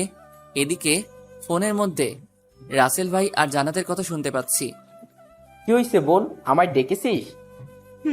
একটা ছেলে আমার সাথে বেয়াদবি করেছে, তাকে ওর বাসা থেকে তুলে আনতে হবে এক্ষুনি। পারবা? কি? কার এত সাহস যে আমার বোনের সাথে বেয়াদবি করছে? নাম বল শুধু ছেলেটার, এখনই ওই ছেলেকে তুলে আনবো। তুমি একটু বাইরে যাও, আমি ওর ডিটেলস এনে তোমাকে বলছি। ওদের এমন কথা শুনে তো আমার ভয়ে হার্টবিট বেড়ে যেতে লাগলো। জান্নাত যদি আমার নাম বলে তাহলে তো সত্যি সত্যি রাসেল ভাই আমায়। না না, এসব আমি কি ভাবছি। এখন পাসওয়ার্ড দিবেন নাকি মাইর খাবেন বলেন? পাসের জন্য তুমি তোমার স্যারের এমন করবা? ভাইয়া বাহিরে দাঁড়িয়ে আছে, তাড়াতাড়ি পাস দেন, নইলে ভাইয়াকে ডেকে আপনার নাম। আমার নাম্বারের শেষ 7 অক্ষরই আমার আইডির পাস। বাধ্য হয়ে দিতেই হলো, না হলে কপালে দুঃখ আছে, বুঝতেই পারছি। কত ভালো আমার বাবু তো। পাস তো দিলাম, ফোন রাখো, এখন আমি ঘুমাবো। ওকে, গুড নাইট, কাল ভার্সিটিতে দেখা হবে। কিছু না বলে ফোনটা কেটে দিলাম। তারপর মোবাইলটা একপাশে রেখে ঘুমিয়ে পড়লাম। পরের দিন সকালবেলা অনেক তাড়াতাড়ি ঘুমটা ভেঙে গেল। সময় কাটছে না দেখে মোবাইলটা হাতে নিয়ে একটু ফেবুতে লগ ইন করলাম। ফেবুতে ঢুকতেই আমার চোখ কপালে ওঠার পালা। এ আমি কি দেখছি? এটা কিভাবে হলো? আমার এত স্বাদের আইডি। কারণ জান্নাত হয়তো গতকাল রাতে আইডির পাস নিয়ে আইডিটা ডিঅ্যাক্টিভেট করে রেখেছে, যার ফলে আজ আইডিতে ঢুকতে পারছি না। তারপর আবার আইডিটা অ্যাক্টিভেট করে আইডিতে ঢুকে দেখি অনেক মেয়েদের ব্লক করে রাখা হয়েছে, যারা আমায় অযথাই মেসেজ দিত। আমি অবশ্য ওদের কারোর সাথেই কথা বলতাম না। কিছুক্ষণ পর ভার্সিটি যাওয়ার সময় হয়ে এলে রেডি হয়ে নিলাম। তারপর বাসা থেকে বের হয়ে সোজা ভার্সিটিতে চলে এলাম। ক্লাসে বসে আছি আর সবাইকে পড়াচ্ছি। এমন সময় জান্নাতের দিকে তাকাতেই দেখি মেয়েটা আমার দিকে তাকিয়ে মিটমিট করে হাসছে। ওর হাসি দেখে আমার গা জ্বলছে। তারপর ক্লাসটা করিয়ে চলে আসলাম অন্য ক্লাসে। এইভাবে একের পর এক ক্লাস শেষ করে আরেক ক্লাসে গিয়ে ক্লাস করাতে লাগলাম। ভার্সিটি ছুটি হয়ে গেলে সকল ছাত্রছাত্রীরা একে একে বাসায় চলে যেতে লাগলো। আমি একটা রিক্সা নিয়ে সোজা বাসায় চলে আসলাম। বাসায় এসে হাত মুখ ধুয়ে খাওয়া দাওয়া করে রুমে এসে কিছুক্ষণ রেস্ট নিতে লাগলাম। দেখতে দেখতে সন্ধ্যা হয়ে আসলো। জান্নাতকে পড়ানোর সময় হয়ে গেছে। রেডি হয়ে জান্নাতের বাসায় চলে আসলাম। জান্নাতের রুমে এসে দেখি ও রুমে নেই। আবার ওয়াশরুমের ভিতরে কে যেন নড়াচড়া করছে। হয়তো জান্নাতই হবে, একটা চেয়ার টেনে বসে পড়লাম আর জান্নাতের জন্য ওয়েট করতে লাগলাম। কিছুক্ষণ পর জান্নাত ওয়াশরুম থেকে বেরিয়ে এসে আমার সামনে দাঁড়ালো। গায়ে একটা শর্ট প্যান্ট আর পরনে একটা শার্ট। আরে আপনি কখন আসলেন? এই তো একটু আগে। ও সরি, আসলে গোসল করতেছিলাম তাই একটু লেট হয়ে গেল। না ঠিক আছে। আপনি ওই দিকে তাকিয়ে কথা বলছেন কেন? আমার দিকে তাকান। অনেক লেট হয়ে গেছে, পড়তে বসো এখন। কিছুক্ষণ কি যেন করলো, তারপর আবার আমার পাশে এসে একটা চেয়ার টেনে বসে পড়লো। আচ্ছা জান্নাত, একটা কথা বলি। হুম, বলেন। এইসব ছোট ছোট প্যান্ট আর ছেলেদের মতো গায়ে সবসময় শার্ট না পরলে হয় না? আসলে এসব ছাড়া আমার অন্য কোনো কাপড় নেই। ইসলামে নারীদের জন্য পর্দা ফরজ করা হয়েছে। এখন তুমি যদি মুসলিম হয়ে বিধর্মীদের মতো চলাফেরা করো, তাহলে কি কেউ বলবে যে তুমি মুসলিম পরিবারের মেয়ে? নিশ্চুপ, শুধু মাথা নিচু করে বসে আছে। আচ্ছা বাদ দাও, এখন পড়ো। গতকালের পড়া জান্নাতকে আবার দেখতে বললাম। হঠাৎ মনে হলো আইডির কথা। ওকে জিজ্ঞেস করে দেখি ও ডিঅ্যাক্টিভেট করেছিল কিনা। আচ্ছা, তুমি আমার ফেবো আইডি ডিঅ্যাক্টিভেট করেছিলে কেন?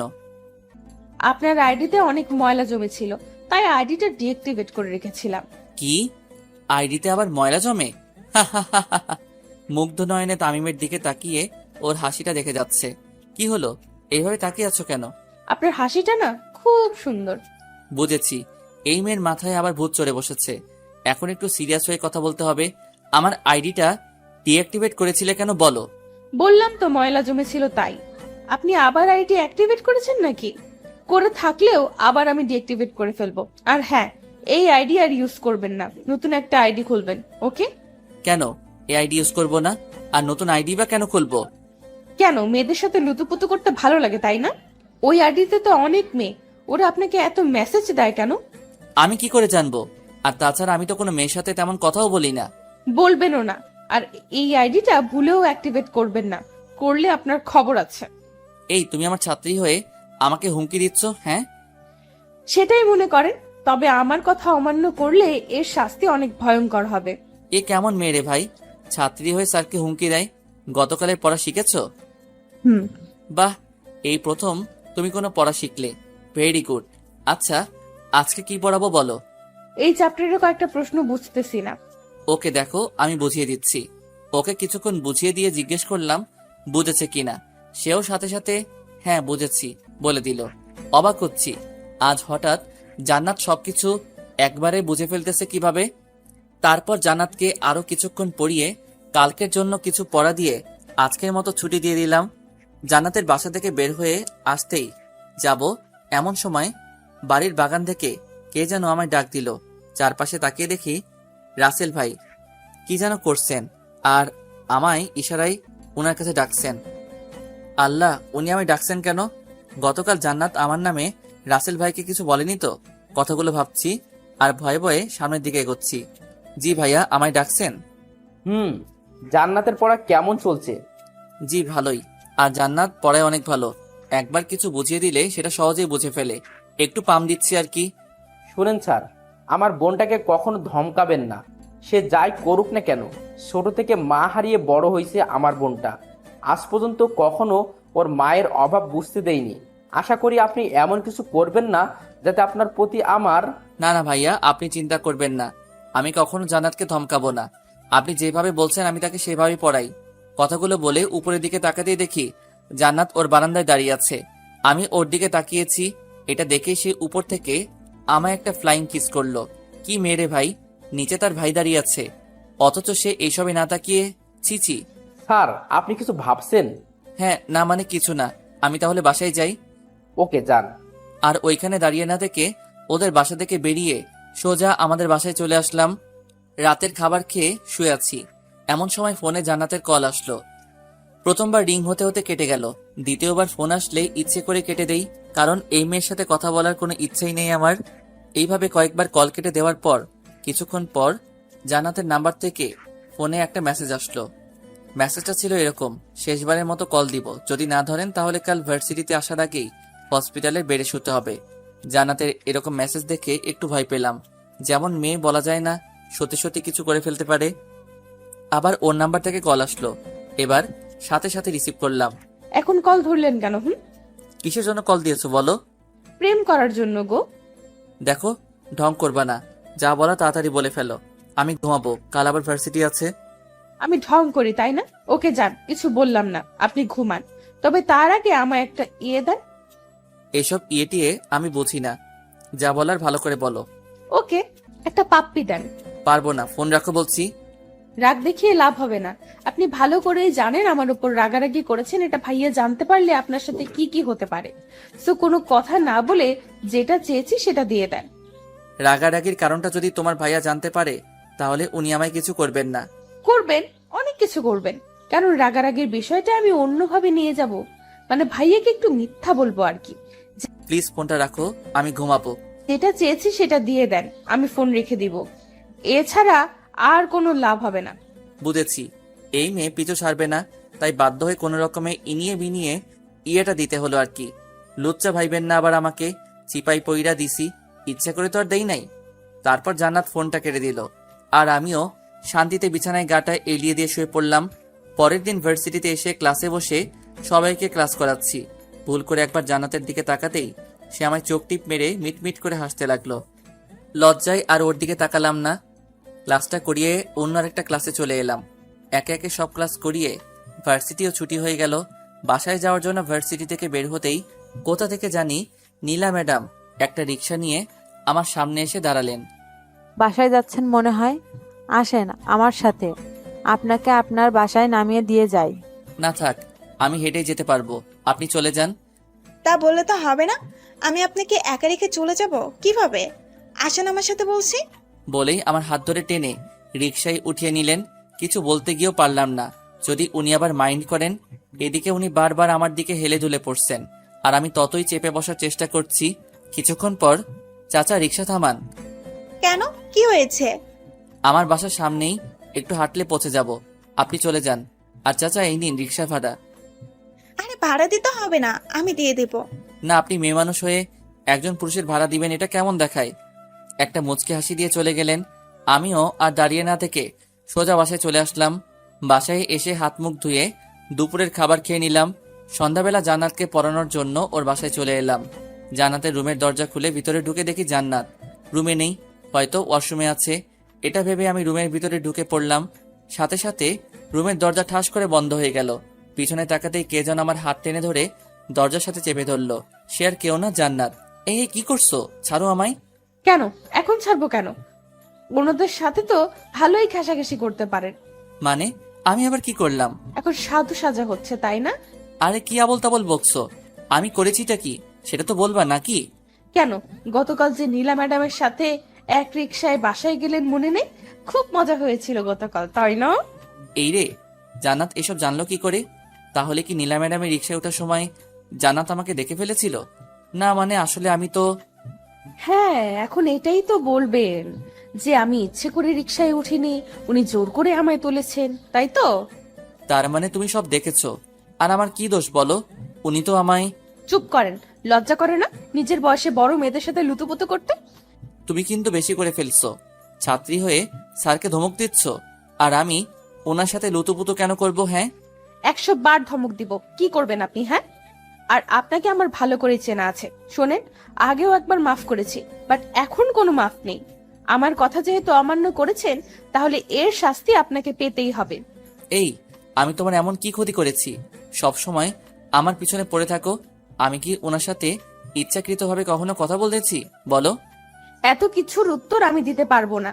এখন আপনাকে আমার কথা অমান্য করার জন্য শাস্তি পেতে হবে। কি শাস্তি?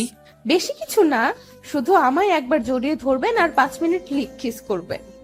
কি পাগল নাকি তুমি? হ্যাঁ, স্যারকে এইসব কিভাবে? ছি ছি, আমার বলতেও লজ্জা করছে। চিন্তা করবেন না, বিয়ের পর আপনার সব লজ্জা ভেঙে দিব। এখন যা যা বলেছে তা করেন। অসম্ভব, আমি এইসব কিছুতেই করব না। আর আমি আজকে আঙ্কেলকে তোমার বিষয় সব বলে দিব, তারপর তোমাকে পড়ানো বাদ দিয়ে দিব। সাথে সাথে আমার কলারটা চেপে ধরে আমার মুখের কাছে ওর মুখ নিয়ে আসলো আর বলল, এইসবের কিছু করলে খুন করে ফেলবো কিন্তু। আর আমি যা বলেছি এখন যদি তা না করেন, তাহলে আমি চিৎকার করে ভাইয়াকে ডাকবো। তারপর ভাইয়া এসে আপনার কি হাল করবে ভাবতেও পারবেন না। ওর কথা শুনে ভয় ঢোক গিলতে লাগলাম।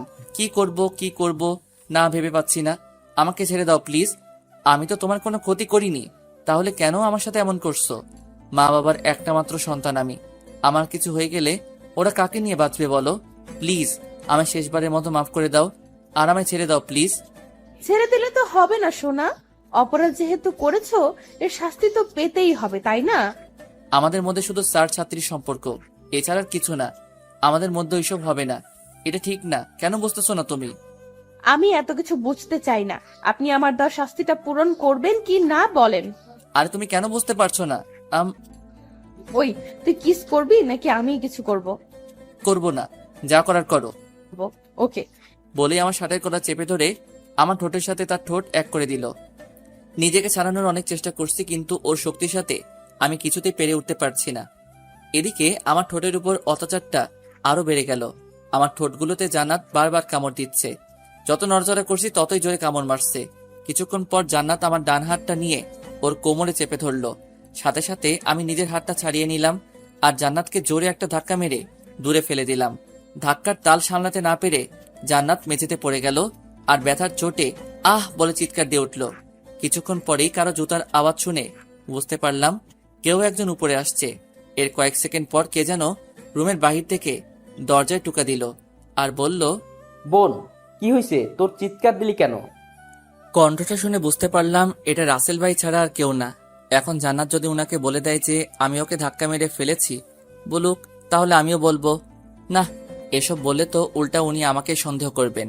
চেয়ারে ভয়ের চাপ নিয়ে জান্নাতের দিকে তাকাতেই দেখি সে এখনো মেঝেতে পড়ে আছে। উড়ার চেষ্টা করছে কিন্তু উঠতে পারছে না। হয়তো জোরে ধাক্কা দেওয়ায় ব্যথা পেয়েছে অনেক। কি হলো বোন, দরজা খুলছিস না কেন? এই তুমি ঠিক আছো তো? আসলে সরি, আমি এত জোরে ধাক্কা মারতে চাইনি। প্লিজ উঠে পড়ো এখন আর দরজা খুলে দাও, রাসেল ভাই ডাকছে। কিভাবে উঠবো? আমার কোমর তো ভেঙেই দিলেন ধাক্কা মেরে, এখন কিছুতেই দাঁড়াতে পারছি না, কোমরে প্রচুর ব্যথা করছে। তখন তুমি ওইসব না করলে তো আর আমি ধাক্কা মারতাম না। এখন একটু কষ্ট করে উঠে পড়ো প্লিজ। আমি পারবো না, কোমরে ভীষণ ব্যথা করছে। আর আপনি কেমন মানুষ, হ্যাঁ? টেনে তুলতে পারেন না আমায়? ওর কথা কি করব ভেবে পাচ্ছি না। এদিকে বাহির থেকে রাসেল ভাই জান্নাতকে ডেকেই যাচ্ছে, আর এই মেয়ে কিছুতেই উঠতে পারছে না। আর উপায় না পেয়ে জান্নাতের হাত টেনে ধরে ওকে উঠাতে লাগলাম। এই কি করছো? ছাড়ো বলছি।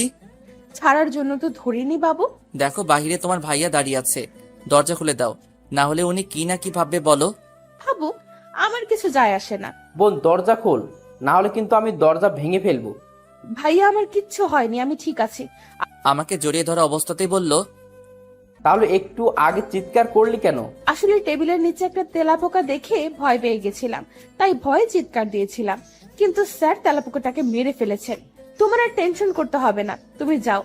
আচ্ছা, যা, ঠিক আছে, তুই এখন পড়, আমি তাহলে গেলাম। জান্নাত ছাড়ো প্লিজ, আমার শ্বশুরই লাগছে। কেন, নীলা ম্যাডামের সাথে ঘেঁষাঘেঁষি করার সময় সুশ্রুরি লাগে না? আমি ধরলেই সুশ্রুরি লাগে? আমি ধরলেই খারাপ লাগে? আর উনি ধরলে ভালো লাগে, তাই না? দেখো আমি উনার সাথে। চুপ করে দাঁড়িয়ে থাকুন আর আমায় জড়িয়ে ধরুন। এমনিতেই ঠিক মতো কিস করতে দেননি, এখন বেশি কথা বললে এমন জায়গায় মরবো যে জীবনেও বাবা ডাক শুনতে পারবেন না। ওর কথায় ভয় পেয়ে আর কোনো কথা বললাম না। সত্যি মেরে দিতে পারে যেভাবে রেগে। ওর কথায় ভয় পেয়ে আর কোনো কথা বললাম না। সত্যি মেরে দিতে পারে যেভাবে রেগে আছে। কিছুক্ষণ পর আমরা কবে বিয়ে করব? মাথা উপরে তুলে আমার দিকে তাকিয়ে ওর কথা শুনে একটু কাশতে লাগলাম। মেয়ে বলে কি মাথা পুড়ে গেছে মনে হয়। কি হলো, চুপ করে আছো কেন, বলো। আমায় ছাড়ো, আমার একটু কাজ আছে, যেতে হবে। হুম, আর একটু থাকি না। আজকের পড়াগুলো রাতে আরেকবার দেখবা, কাল এসে ওইগুলো পড়া নিব। আজ তাহলে আমি আসি।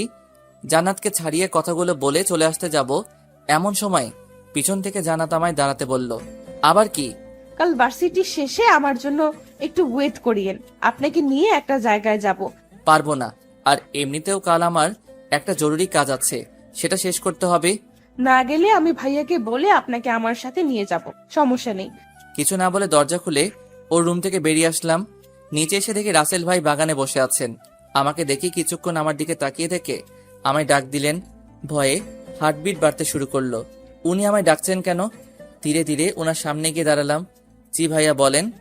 আপনার ঠোঁটে রক্ত কেন স্যার? কোথায় রক্ত? বলে ঠোঁটে হাত দিয়ে দেখি আঙ্গুলে একটু রক্ত লেগে গেছে। ও, তার মানে জান্নাত তখন কামড়িয়ে রক্ত বের করে ফেলেছে। ও, এটা আসলে নিচে নামার সময় দেয়ালের সাথে ঠোঁট লেগে হয়তো কেটে গেছে। কিন্তু দেখে তো মনে হচ্ছে কেউ কামড় মেরেছে। এই রে, এখন কি বলবো ভাবতেছি। এমন সময় উপরের দিকে তাকাতেই দেখি জান্নাত ও রুমের বারান্দায় দাঁড়িয়ে আমার দিকে দুষ্টু হাসি হাসছে। ওর হাসি দেখে গা জ্বলা শুরু করেছে। ওর জন্যই এখন রাসেল ভাইয়ের কাছে আমায় ধরা পড়তে হয়েছে। কি হলো স্যার, কিছু ভাবছেন নাকি? না কিছু না, তাড়াহুড়ো করে সিঁড়ি বেয়ে নামতে গিয়ে দেয়ালের সাথে ঠোঁট লেগে যায় আর হালকা দাঁতও লেগে গেছিল, তাই হয়তো এমন হয়েছে। ও আচ্ছা। জি আচ্ছা, তাহলে আমি আজ আসি। তারপর ওদের বাসা থেকে বের হয়ে সোজা বাসায় চলে আসলাম। বাসায় ঢোকার সময় হাত দিয়ে মুখটা ঢেকে রুমে চলে এলাম, না হলে ঠোঁটের বিষয়টা আম্মুর চোখে পড়লে বাঁচা যাবে না। রুমে এসে আয়নার দিকে তাকিয়ে ঠোঁটগুলো দেখে খুব রাগ হতে লাগলো জান্নাতের উপর। কামড়িয়ে একদম ঠোঁটের অবস্থা কাহিল করে ফেলছে। রাতের বেলা খাবারের আগে ঠোঁটগুলো ড্রেসিং করে খাবার খেতে গেলাম। চুপচাপ খেয়ে দিয়ে আবার রুমে চলে এলাম। রুমে এসে ফেবো আইডিটা অ্যাক্টিভেট করে কিছুক্ষণ নিউজ ফিড ঘোরাঘুরি করে মোবাইলটা রেখে ঘুমিয়ে পড়লাম। পরের দিন সকালবেলা ঘুম থেকে উঠে ফ্রেশ হয়ে হালকা নাস্তা করে ভার্সিটিতে চলে এলাম। ক্লাসে জান্নাত আজ তেমন দুষ্টুমি করেনি, এতে ক্লাস করাতে ভালোই লাগলো। এইভাবে একে একে প্রত্যেকটা ক্লাস করিয়ে শেষ হলে ভার্সিটি ছুটি হয়ে গেল। ভার্সিটি গেট দিয়ে বের হতে যাব, এমন সময় পিছন থেকে যেন বলল, স্যার একটু দাঁড়ান। পিছনে ফিরে দেখি সে আর কেউ না, জান্নাত। কখন থেকে ডাকছি, শুনতে পান না? কেন ডাকছো? বলেছিলাম না আপনাকে নিয়ে এক জায়গায় যাব, চলেন যাওয়া যাক। আমিও গতকাল বলে দিয়েছিলাম যে আমি পারবো না, আমার একটা জরুরি কাজ আছে। ওকে দাঁড়ান, ভাইয়াকে ফোন করে আসতে বলি, উনি এসে আপনাকে যাওয়ার জন্য রাজি করাবে। প্লিজ একটু বোঝার চেষ্টা করো। আপনি আমার সাথে যাবেন নাকি আমি ভাইয়াকে ফোন করে আসতে বলবো? ওকে চলো, তবে আমি বেশিক্ষণ তোমার সাথে থাকতে পারবো না। দেখা যাবে। বলে একটা রিক্সা ডেকে নিজে উঠে আমাকে উঠতে বলল। আমি তোমার সাথে এক রিক্সায় যেতে পারবো না। উঠবেন নাকি ভাইয়াকে? আরে উঠছি তো, খালি ভাইয়া ভাইয়া করো কেন? এই শপিং মলে চলেন তো। শপিং মলে কেন? একটু পরেই বুঝতে পারবেন, এখন চুপ করে বসে থাকেন। ওর কথা মতো চুপ করে বসে রইলাম। কিছুক্ষণ পর রিক্সা এসে থামলো একটা শপিং মলের সামনে। এরপর জান্নাত রিক্সা থেকে নেমে রিক্সা ভাড়াটা দিয়ে দিল। আমিও সাথে সাথে রিক্সা থেকে নেমে পড়লাম। তারপর জান্নাত আমাকে ধরে শপিং মলের ভিতরে নিয়ে আসলো। হাঁটতে হাঁটতে একসময় জান্নাত আমায় নিয়ে একটা শাড়ির দোকানে গিয়ে ঢুকলো আর দোকানদারকে কয়েকটা শাড়ি দেখাতে বলল। কিছুক্ষণ পর দোকানদার আমাদের সামনে কয়েকটা শাড়ি এনে রাখলেন আর একে একে সবকটা শাড়ি প্যাকেট থেকে খুলে দেখাতে লাগলেন। দেখেন তো কোন শাড়িটা নিব। তোমার যেটা ভালো লাগে সেটা নাও। আমায় জিজ্ঞেস করছো কেন? উফ, আপনিও না, আপনার পছন্দ করা শাড়ি ছাড়া আমি কি কোনোদিনও অন্য কোনো শাড়ি পরেছি? তো আমি তো অবাক। মেয়ে বলে কি আমার পছন্দ করা শাড়ি না ছাড়া নাকি সে কোনোদিন শাড়ি পরেনি, কিন্তু এই মেয়েকে তো এইসব ছোট ছোট ড্রেস না ছাড়া আমি কোনোদিন দেখেছি বলে মনে হয় না। স্যার, ম্যাডাম যখন বলেছেন তাহলে একটা শাড়ি পছন্দ করে দিন না। তাছাড়া আপনারই তো ওয়াইফ, বাইরের কেউ নাকি যে পছন্দ করে দেওয়া যাবে না? দোকানদার আমাকে উদ্দেশ্য করে বলল কথাগুলো। লোকটার কথা শুনে কি বলবো কিছুই বুঝতে পারছি না। জান্নাতের দিকে তাকিয়ে দেখি ও আমার দিকে তাকিয়ে মুচকি মুচকি হাসি হাসছে। এই মেয়ে তো দেখি আচ্ছা বদমাইশ। লোকটা আমাকে ওর স্বামী বানিয়ে ফেললো আর সে কিছুই বলছে না, উল্টা হাসছে। কি হলো, এত কি ভাবছেন? একটা শাড়ি পছন্দ করে দিন না। আর কোনো উপায় না পেয়ে ওকে একটা নীল কালারের শাড়ি দেখিয়ে বললাম, এটা নাও, তোমায় অনেক মানাবে। ওকে, তাহলে এই শাড়িটা প্যাক করে দেন। দোকানদার শাড়িটা প্যাক করে দিলে শাড়ির দাম দিয়ে জান্নাত আমায় নিয়ে বাইরে চলে আসলো। চলেন কোনো রেস্টুরেন্টে গিয়ে দুজন লাঞ্চ করে নিই। না, আমি বাসায় চলে যাব, তুমি গিয়ে লাঞ্চ করে নাও। আমি একা কি করে যাই? আপনাকেও আমার সাথে গিয়ে লাঞ্চ করতে হবে, চলেন। বলেই আমায় এক প্রকার জোর করে পাশের একটা রেস্টুরেন্টে নিয়ে আসলো। তারপর ওয়েটারকে ডেকে দুজনের জন্য কিছু খাবার অর্ডার দিল।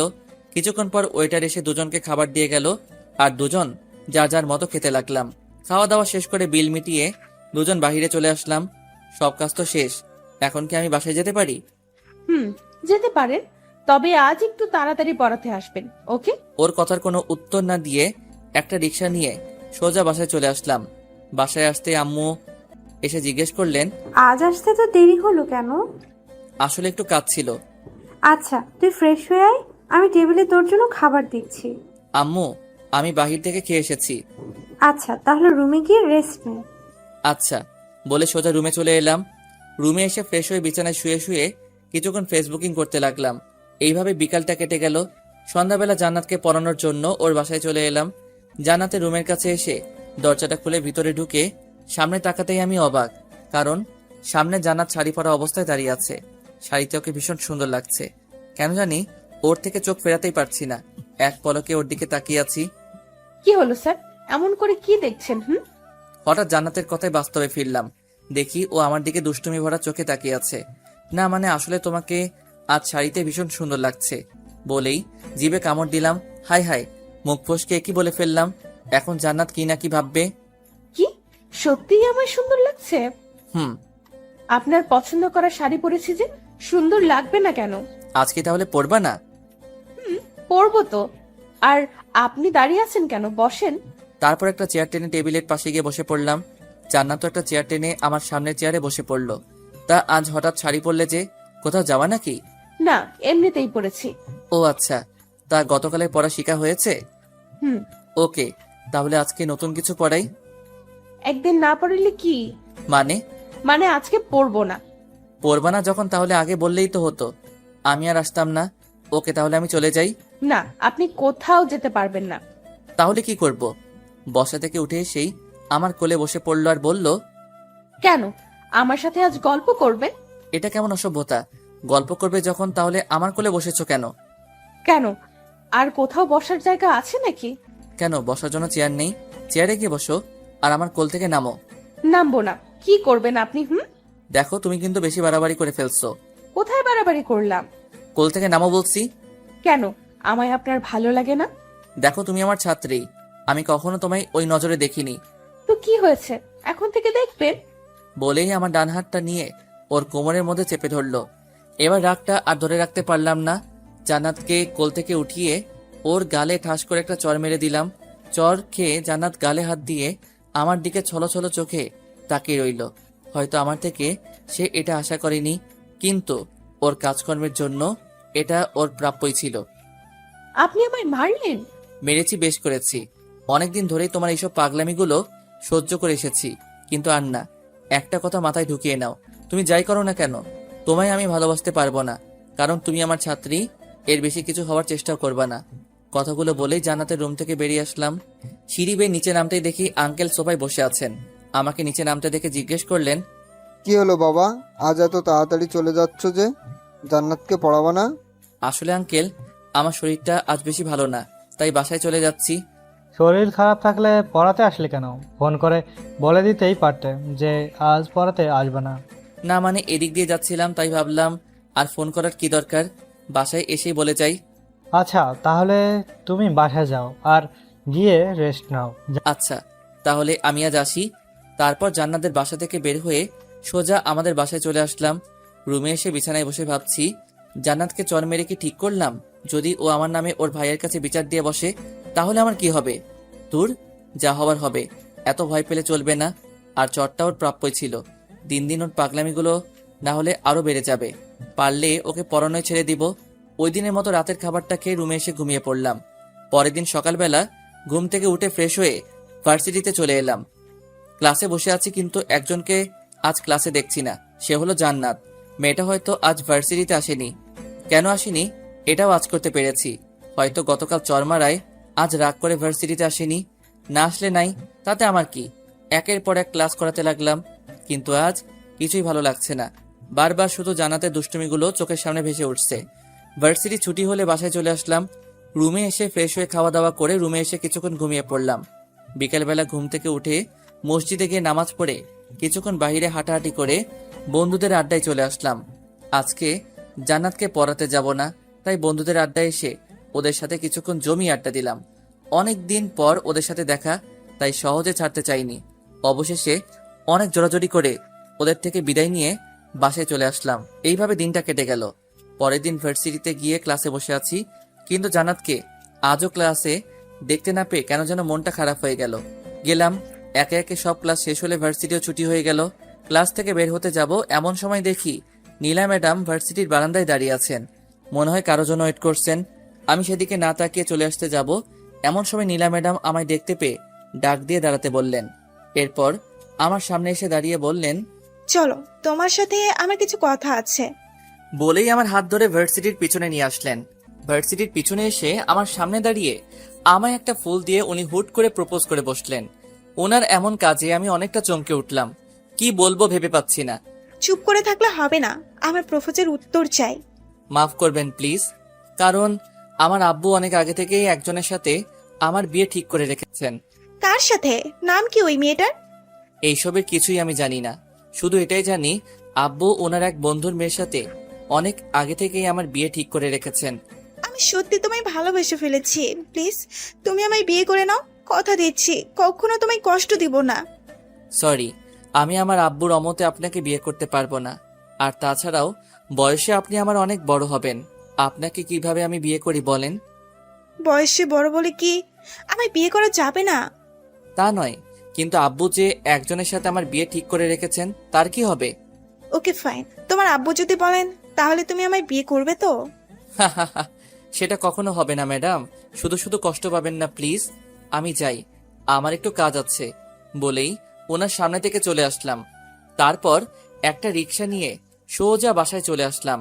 বাসায় এসে ফ্রেশ হয়ে খাওয়া দাওয়া করে রুমে এসে ভাবতে লাগলাম নীলা ম্যাডামের ঘটনাটা। উনি যে আমায় এইভাবে প্রপোজ করে বসবেন আর বিয়ের কথা বলে উঠবেন তা ভাবতেও পারিনি। বিষয়টা নিয়ে যত ভাবছি তত মাথা ব্যথা বেড়ে যাচ্ছে। এইভাবে বিকালটা কোনো রকমে কেটে গেল। ভাবলাম আজ জান্নাতকে পড়াতে চাই, তাই রেডি হয়ে জান্নাতদের বাসায় চলে আসলাম। ওদের বাসায় এসে দেখি আঙ্কেল আর রাসেল ভাই সোফায় বসে আছেন আর কি নিয়ে যেন কথা বলছেন। আমাকে দেখেই আঙ্কেল আমায় ডাক দিলেন। জি আঙ্কেল, কিছু বলবেন? বাবা কি আর বলবো, আমার মেয়েটা যে কি হয়েছে ভেবেই পাচ্ছি না। যে মেয়ে সবসময় হাসি খুশি থাকতো আর দুষ্টুমি করে ঘর মাতিয়ে রাখতো, সে আজ নীরব প্রকৃতি হলো কি করে, এটা নিয়ে খুব চিন্তায় আছি। মানে কিছু বুঝলাম না আঙ্কেল। এই কয়েকদিন ধরে জান্নাত সবসময় ঘরের দরজা লাগিয়ে বসে থাকে। খাবারের সময় ডাক দিলে খাবার খায় না, কারোর সাথে তেমন কথা বলে না। সেই গতকাল রাতে হালকা কিছু খাবার খেয়েছে আর আজকে সারাদিন ধরে কিছুই খায়নি। ওর হঠাৎ এমন পরিবর্তন হওয়ার কারণ কি আমি ঠিক বুঝে উঠতে পারছি না। আব্বু, নিশ্চয়ই জান্নাতের সাথে কেউ খারাপ বিহেভ করেছে, না হলে ওকে কোনোভাবে কষ্ট দিয়েছে। একবার শুধু ওই শালাকে পাই, একেবারে মাটিতে গেড়ে ফেলবো। ওনার কথায় হালকা ভয় পেলেও তৎক্ষণাৎ নিজেকে সামলে নিয়ে বললাম, আপনি চিন্তা করবেন না আঙ্কেল, আমি দেখছি ওর কি হয়েছে। আর কিছুক্ষণ পর কাউকে দিয়ে ওর রুমে খাবার পাঠিয়ে দিয়েন, আমি ওকে খাওয়ানোর ব্যবস্থা করছি। কথাগুলো বলে সোজা জান্নাতের রুমের কাছে চলে এলাম। এসে দেখি ভিতর থেকে রুমের দরজা লাগানো, তাই দরজায় একটা টুকা দিলাম। কোনো রেসপন্স না পেয়ে আবার জোরে একটা টুকা দিলাম। কতবার বলবো আমি খাবো না, তারপরও কেন বারবার এসে বিরক্ত করছো? জান্নাত দরজা খুলো, আমি তোমার স্যার। কেন এসেছেন আপনি? চলে যান এখান থেকে। ওকে চলে যাব, তার আগে একবার দরজা খুলো, তোমার সাথে আমার কিছু কথা আছে। খুলবো না, আর আপনার সাথে আমি কোনো কথা বলতে চাই না। প্লিজ চলে যান এখান থেকে। ওকে, তাহলে আমি গেলাম নীলা ম্যাডামের কাছে। জানো, উনি আজ আমায় ভার্সিটিতে প্রপোজ করেছেন। ভাবছি ওনার প্রপোজালটা অ্যাকসেপ্ট করে নিব। কথাগুলো বলে জান্নাতের রুমের সামনে দাঁড়িয়ে রইলাম। কিছুক্ষণ পর জান্নাত দরজা খুলে দেখলো আমি ওর সামনেই দাঁড়িয়ে আছি। কিছু না বলে বিছানায় গিয়ে শুয়ে পড়লো। আমিও ভিতরে ঢুকে ওর বিছানার পাশে একটা চেয়ার টেনে বসে পড়লাম। সরি, আসলে ওই দিন তোমায় ইচ্ছা করে চড় মারতে চাইনি, রাগের মাথায় চড়টা মেরে ফেলেছিলাম। এখনো রেগে আছো আমার উপর? আচ্ছা, এই দেখো আমি কান ধরলাম, আর কখনো তোমায় মারবো না, প্রমিস। আরে বাবা, সরি বললাম তো। আর তুমি নাকি সকাল থেকে কিছুই খাও নাই, এটা কি সত্যি? কেন খাও নাই? আমার ইচ্ছা, আমি খাবো না, তাতে আপনার কি? ঠিকই তো, তুমি না খেলে আমার কি। ওকে, তাহলে আমি আর থেকে কি করব, চলে যাই নাকি? শোয়া থেকে উঠে আমার দিকে তাকালো আর বলল, আমায় কষ্ট দিতে আপনার ভালো লাগে তাই না? ওর চেহারা দেখে যেন ওকে চিনতেই পারছি না। এই 2 দিনে মেয়েটা এত শুকিয়ে গেছে, কি আর বলবো। আর চোখের নিচে হালকা কালিও জমে গেছে, আর চোখ দুটো লাল হয়ে আছে। মনে হয় এই 2টা দিন শুধু এক নাগাড়ে কেঁদেই পার করেছে। এ কি, তোমার চেহারার এই অবস্থা কেন? 2 দিনে কতটা শুকিয়ে গেছো, আর ঠিক মতো খাওয়া দাওয়া করো না কেন? হ্যাঁ, কিছু বলতে যাবে এমন সময় একটা মহিলা এসে টেবিলে খাবার রেখে গেল, আর যাওয়ার সময় বলে গেল, মামনি খাবারটা খেয়ে নিও। যাও, এখন হাত মুখ ধুয়ে এসে খাবার খেয়ে নাও। খাবো না। দেখো, পাগলামি করো না প্লিজ, খেয়ে নাও। বললাম তো খাবো না। বুঝেছি, এখন আমায় কি করতে হবে। বসা থেকে উঠে ওয়াশরুমে গিয়ে হাতটা ধুয়ে আবার ওর পাশে এসে বসে পড়লাম, আর প্লেট থেকে এক লোকমা খাবার নিয়ে ওর মুখের সামনে ধরে বললাম, হা করো, আমি তোমায় খাইয়ে দিচ্ছি। আমার খিদে নেই। চুপ, আর একটা কথা বলবা না। খেতে বলছি না, হা করো। ধমক শুনে ভয়ে ভয়ে হা করে ফেললো। আমিও ওকে এই সুযোগে খাবার খাইতে দিতে লাগলাম। একদম বাচ্চাদের মতো মুখ ফুলিয়ে খাচ্ছে। দেখে মনেই হবে না যে এই মেয়ে ভার্সিটিতে পড়ে। ওকে খাওয়ানো শেষ করে হাত ধুয়ে এসে ওকে জিজ্ঞেস করলাম, আজ কি পড়বা? বুঝেছি হয়তো পড়বে না। আচ্ছা তাহলে আমি যাই। আর হ্যাঁ, কাল কিন্তু ভার্সিটিতে যাবা। 2 দিন ধরে তো যাওয়া হচ্ছে না। বিয়েলা ম্যাডাম কি সত্যি আপনাকে প্রপোজ করেছে? আরে না, তখন দরজা খোলার জন্য কথাটা বলেছিলাম। ও, আচ্ছা তাহলে আমি যাই, আর কাল ভার্সিটিতে আসবা কিন্তু, বলেই ওর রুম থেকে বেরিয়ে আসলাম। নিচে আসতেই আঙ্কেল আমায় দেখে বললেন, জান্নাত খাবার খেয়েছে? জি আঙ্কেল, খেয়েছে। আর আজ না কেউ পড়বে না, তাই বাসায় চলে যাচ্ছি। যাক, মেয়েটা খাবার খেয়েছে তাহলে।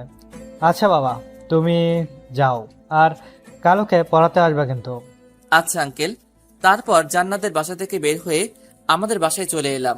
বাসায় এসে নিজের রুমে যাওয়ার সময় ড্রয়িং রুমে চোখ পড়তে কিছুটা অবাক হলাম, কারণ ড্রয়িং রুমে নীলা ম্যাডাম বসে আছেন, আর ওনার সাথে একজন ভদ্রলোক আর মহিলাও আছেন, হয়তো ওনার মা বাবা হবে। ওদের সাথে আব্বু বসে আছেন আর কি যেন কথা বলছেন।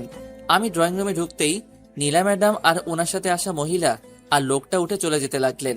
যাওয়ার সময় নীলা ম্যাডাম আমার দিকে তাকিয়ে মন মরা একটা হাসি দিয়ে চলে গেলেন। কিছু বুঝতে না পেরে আমি আব্বুর দিকে প্রশ্নবোধক দৃষ্টিতে তাকিয়ে জিজ্ঞেস করলাম, ওরা এইখানে কেন এসেছিল?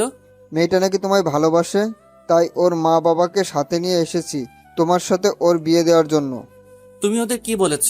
তুমি তো জানোই যে আমি আমার এক বন্ধুর মেয়ের সাথে অনেক আগে থেকেই তোমার বিয়ে ঠিক করে রেখেছি।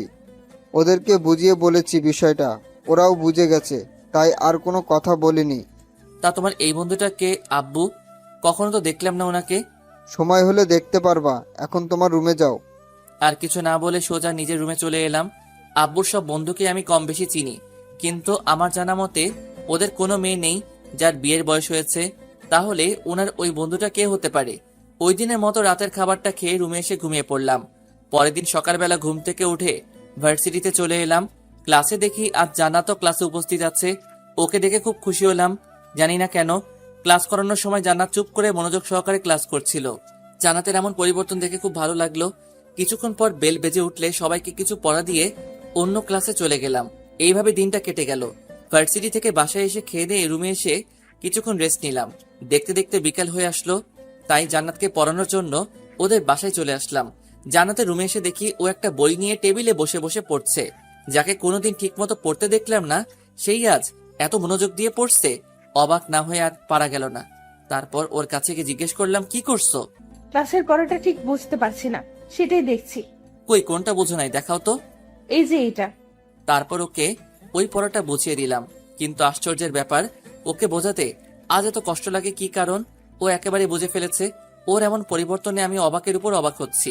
ওই দিনের মতো জান্নাতকে পড়িয়ে বাসায় চলে আসলাম। এইভাবে কাটতে লাগলো আমাদের দিনকাল। দেখতে দেখতে কেটে গেল কয়েকটা মাস। এই কয়েক মাসে জান্নাত একেবারে বদলে গেছে। আগের মতো আর আমার সাথে দুষ্টুমি করে না। কোনো কিছু বললে ওর ভাইয়ের নামে ভয় দেখায় না। সবসময় পড়াশোনা নিয়ে পড়ে থাকে। ক্লাসেও এখন মনোযোগ দিয়ে ক্লাস করে। জান্নাতের এমন পরিবর্তনে আমি অনেকটা খুশি হয়েছি, কিন্তু ওর দুষ্টুমিগুলো এখন খুব মিস করছি। হয়তো আমিও এই কয় মাসে ওর মায়ায় পড়ে গেছি। আর হ্যাঁ, আরেকটা কথা, এর মধ্যে জান্নাতের প্রথম বর্ষের পরীক্ষা হয়ে গেছে, আর জান্নাত ক্লাসের মধ্যে প্রথম স্থান অর্জন করেছে। নীলা ম্যাডামও এখন আমার সাথে তেমন কথা বলেন না।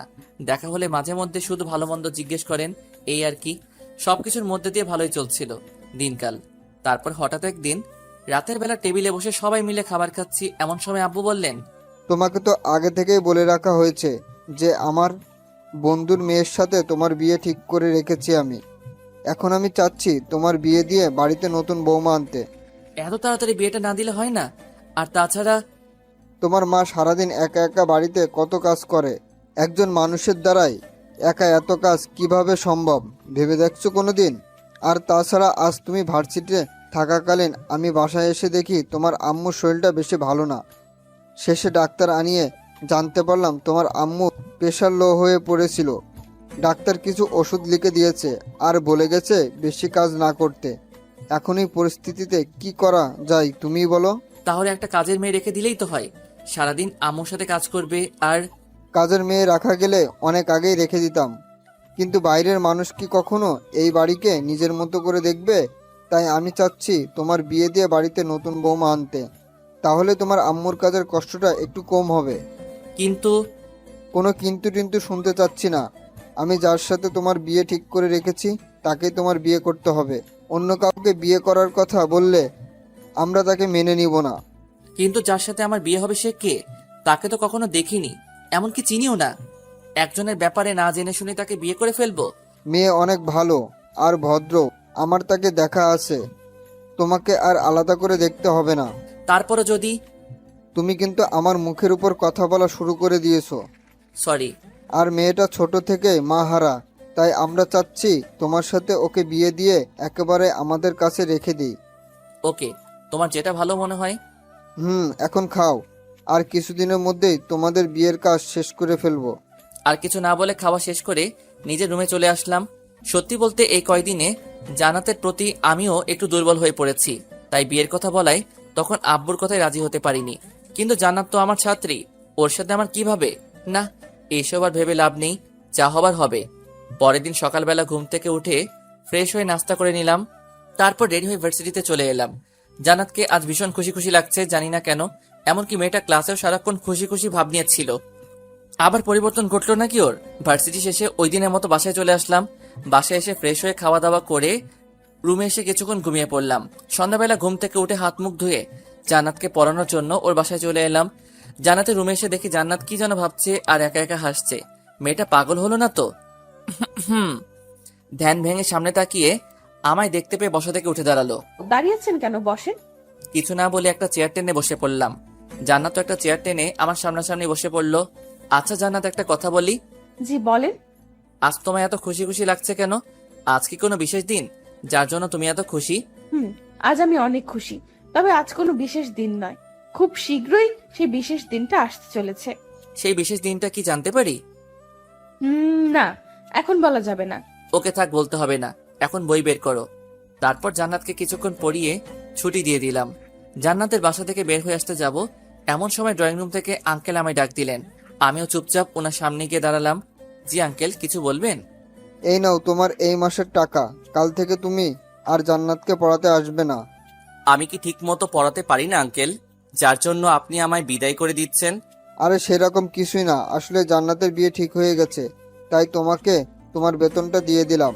বিয়ের পর তো আর তাকে অন্য মানুষের কাছে প্রাইভেট পড়ানো যাবে না। আঙ্কেলের মুখ থেকে জান্নাতের বিয়ের কথা শুনে আমি যেন আকাশ থেকে পড়লাম। আবার খুব কষ্ট হচ্ছে জান্নাতের বিয়ের কথা শুনে। হয়তো জান্নাতকে চিরতরে হারিয়ে ফেলবো। তাই বিয়েটা কবে হচ্ছে আঙ্কেল? সপ্তাহের মধ্যেই বিয়ের তারিখ নির্ধারিত করা হবে। বিয়ের কার্ড এখনো ছাপানো হয়নি, তবে ছাপিয়ে তোমার বাসায় অবশ্যই বিয়ের কার্ড পাঠানো হবে। তোমাকে কিন্তু বিয়েতে অবশ্যই আসতে হবে। জি আঙ্কেল, অবশ্যই আসবো। আজ তাহলে আমি আসি, ভালো থাকবেন। আসসালামু আলাইকুম। কথাগুলো বলেই জান্নাতের বাসা থেকে বেরিয়ে আসলাম। রাস্তা দিয়ে হাঁটছি আর জান্নাতের দুষ্টুমিগুলোর স্মৃতি মনে করছি। হয়তো আর কোনোদিন জান্নাতের সাথে দেখা হবে না, এমনকি ওর দুষ্টুমিগুলোও আর দেখতে পাবো না। খুব মিস করব জান্নাতকে আর ওর দুষ্টুমি মাখা দিনগুলোকে। ভাবতে ভাবতে চোখের কোণায় কখন যে পানির ফোঁটা চলে এসেছে খেয়ালই নেই। ওই দিন রাস্তায় রাস্তায় ঘুরে বেড়াতে লাগলাম। বাসায় এলাম একদম শেষ রাত্রে। এসেই আম্মুর বকা শুনতে হলো, কিন্তু সেই দিকে আমার কোনো ধ্যান নেই। শুধু জান্নাতকে নিয়ে ভেবে চলেছি আমি। ওই দিন রাতের খাবার না খেয়ে ঘুমিয়ে পড়লাম। আম্মু অনেকবার জিজ্ঞেস করেছিল কি হয়েছে আমার।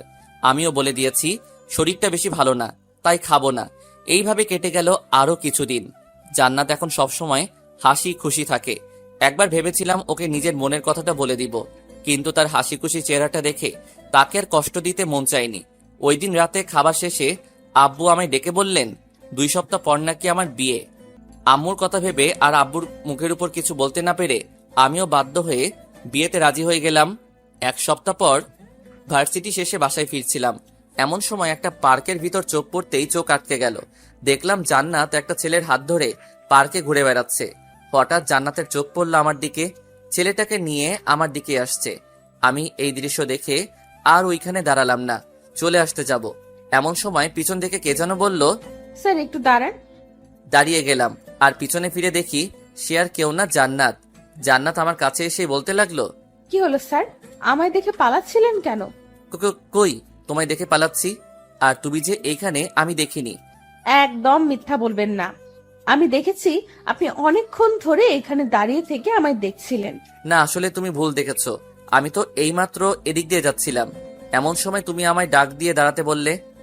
হতেও পারে। তা এদিক দিয়ে কোথায় যাচ্ছেন? এই তো বাসায় যাচ্ছি। তা তুমি এখানে কি করছো? আর তোমার সাথে এই ছেলেটা কে? অনেকদিন ধরে কোথাও ঘোরা হচ্ছে না, তাই একটু ঘুরতে আসলাম আর কি। আর ওর সাথে আপনার পরিচয় করিয়ে দেই। এ হচ্ছে আমার হবু বর। আর সানি, এ হচ্ছে আমার প্রাইভেট টিচার। আগে উনিই আমায় প্রাইভেট পড়াতেন। ও, অনেক মানিয়েছে। তোমরা দুজনকে কথাটা হাসি মুখে বললেও কেন জানি মনে খুব আঘাত পেলাম। মনে হচ্ছে কেউ চুরি দিয়ে কলিজা কেটে নিয়ে যাচ্ছে। স্যার, 2 দিন পর আমার বিয়ে। আপনাকে কিন্তু বিয়েতে অবশ্যই আসতে হবে। আচ্ছা, আসবো। এখন তাহলে আমি যাই, বাসায় একটু কাজ আছে। আচ্ছা, তাহলে যান। তারপর ওইখান থেকে সোজা বাসায় চলে আসলাম। এসেই রুমে গিয়ে দরজা লাগিয়ে বিছানায় শুয়ে পড়লাম। জান্নাতকে আজ ওই ছেলেটার সাথে দেখে খুব কষ্ট লাগছে। কয়দিন পর জান্নাত অন্য কারো হয়ে যাবে হয়তো, আর তার সাথে তেমন কোনো কথা হবে না। কিছুক্ষণ পর আম্মু এসে খাওয়ার জন্য ডাকতে লাগলেন। কিছুই ভালো লাগছে না, তাই আম্মুকে বললাম, আমি বাহির থেকে খেয়ে এসেছি, তোমরা খেয়ে নাও। ওই দিনের মতো রাতে হালকা কিছু খেয়ে ঘুমিয়ে পড়লাম। পরের দিন সকালবেলা ঘুম থেকে উঠে ভার্সিটিতে চলে এলাম। আজ জান্নাতকে ক্লাসে দেখতে পেলাম না, হয়তো ভার্সিটিতে আসেনি। 2 দিন পর তার বিয়ে, ভার্সিটিতে এসে কি বা করবে। ভার্সিটি শেষে দুপুরবেলা বাসায় আসলাম। বাসায় এসে ফ্রেশ হয়ে খেতে বসবো, এমন সময় হঠাৎ বাসার কলিং বেল বেজে উঠল।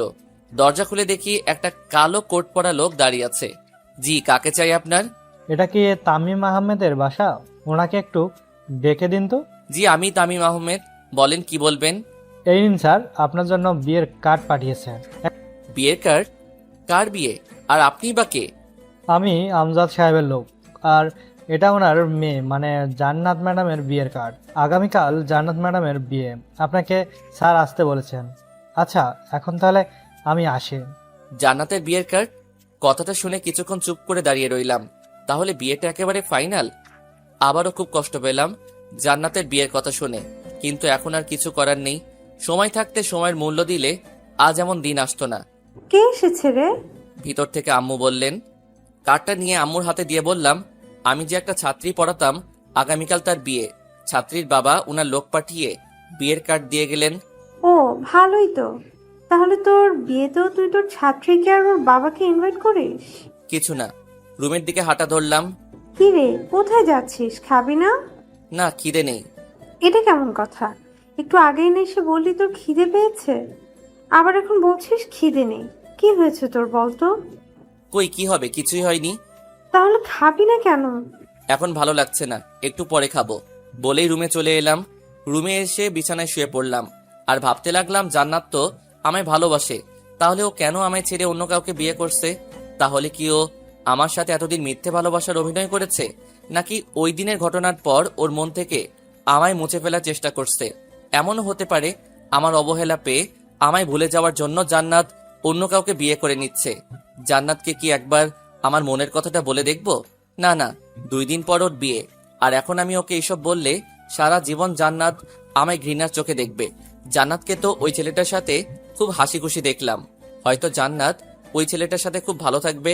না, আমি আর ওদের মধ্যে গিয়ে বাধা হয়ে দাঁড়াতে চাই না। দোয়া করি জান্নাত ওই ছেলেটার সাথে সারা জীবন সুখী থাকুক। এইসব নানান বিষয় ভাবতে ভাবতে কখন যে চোখটা লেগে যায় খেয়ালই নেই।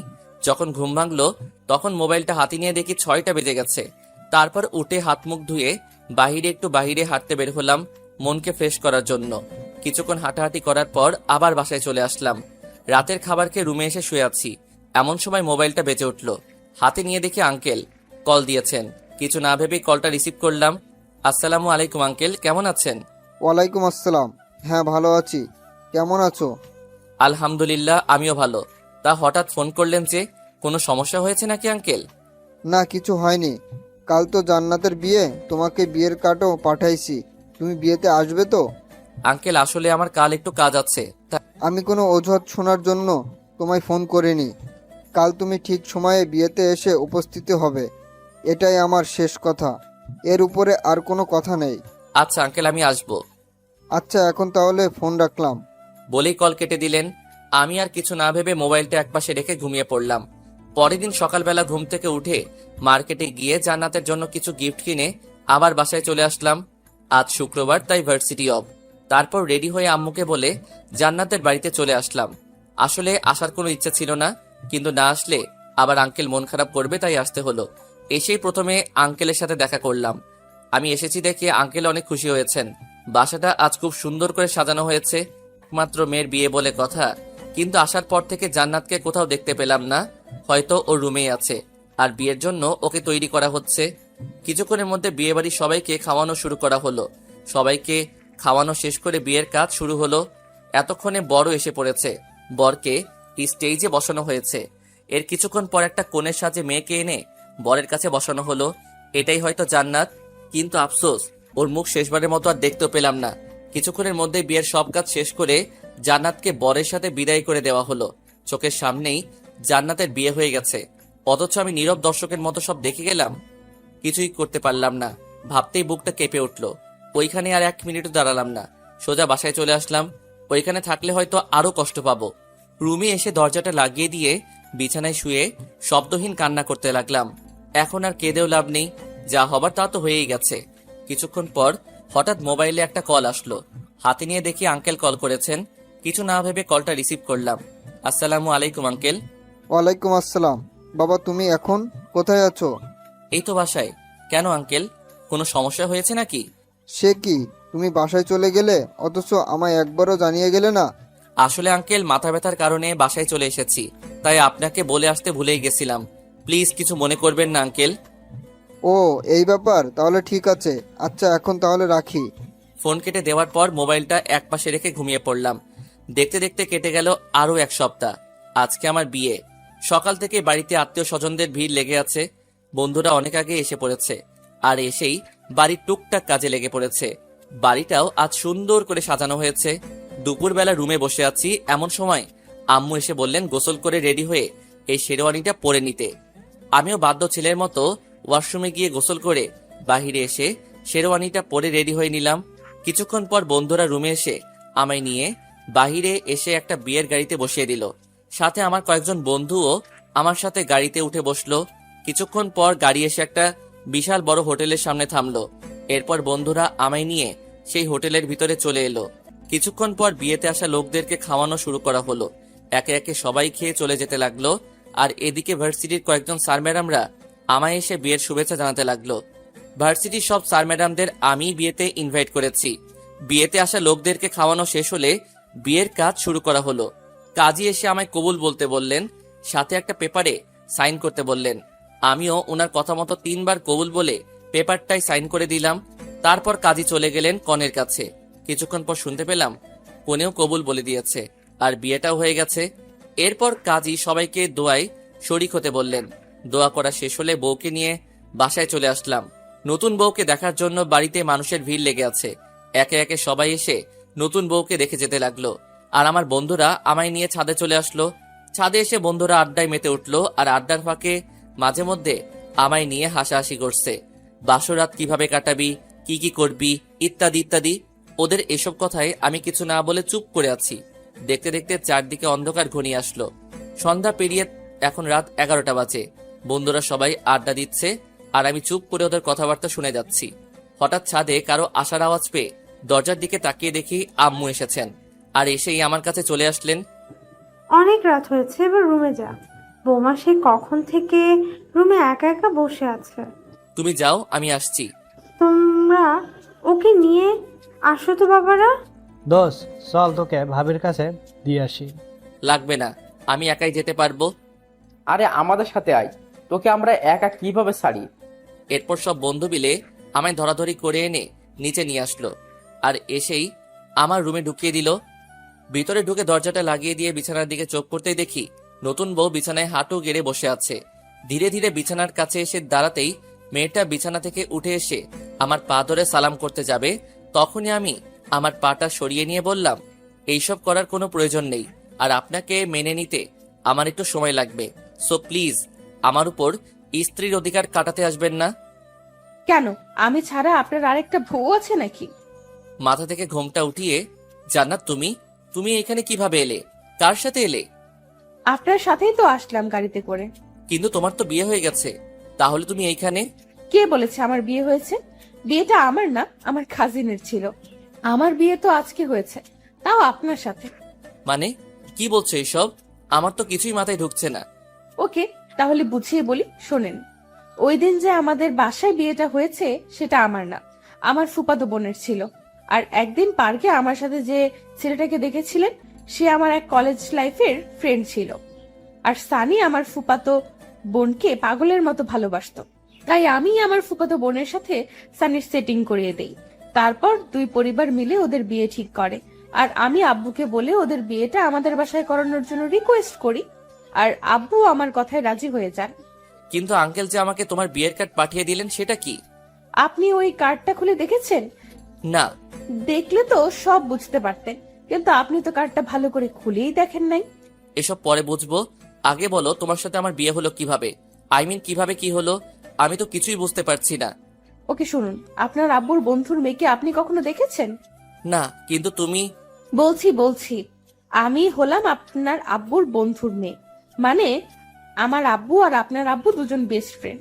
আব্বু আপনাকে অনেক আগে থেকেই চেনে, কিন্তু আপনি চেনেন না। তারপর আপনি যেদিন প্রথম আমায় প্রাইভেট পড়াতে আসলেন তখনই আব্বু আপনাকে দেখে চিনে ফেলেছিল। এরপর আপনি চলে যাওয়ার পর আব্বু এসে আমায় আপনার ব্যাপারে সব বলে। আমি আগে থেকে জানতাম যে আমার বিয়ে আব্বুর এক বন্ধুর ছেলের সাথে ঠিক করা, কিন্তু সেই ছেলে যে আপনি এটা জানতাম না। আর ভার্সিটিতে আপনাকে ওই দিন নীল শার্টে দেখেই আপনার উপর ক্রাশ খাই। তারপর আব্বুর থেকে আপনার ব্যাপারে সব শুনে আপনাকে মনে মনে ভালোবাসতে শুরু করি, আর আব্বুকে নিষেধ করে দেই যে আপনাকে যেন এই বিষয়ে কিছু না বলে। কিন্তু আপনি একটা আস্ত বোকা, কিছুতেই আমার ভালোবাসাটা বুঝতে চান না। তাই তো আপনাকে আমি সব সময় ভাইয়ার ভয় দেখিয়ে নিজের বশে রাখার চেষ্টা করতাম। আর ওই দিন আপনার হাতে চড় খেয়ে আমি খুব কষ্ট পেয়েছিলাম।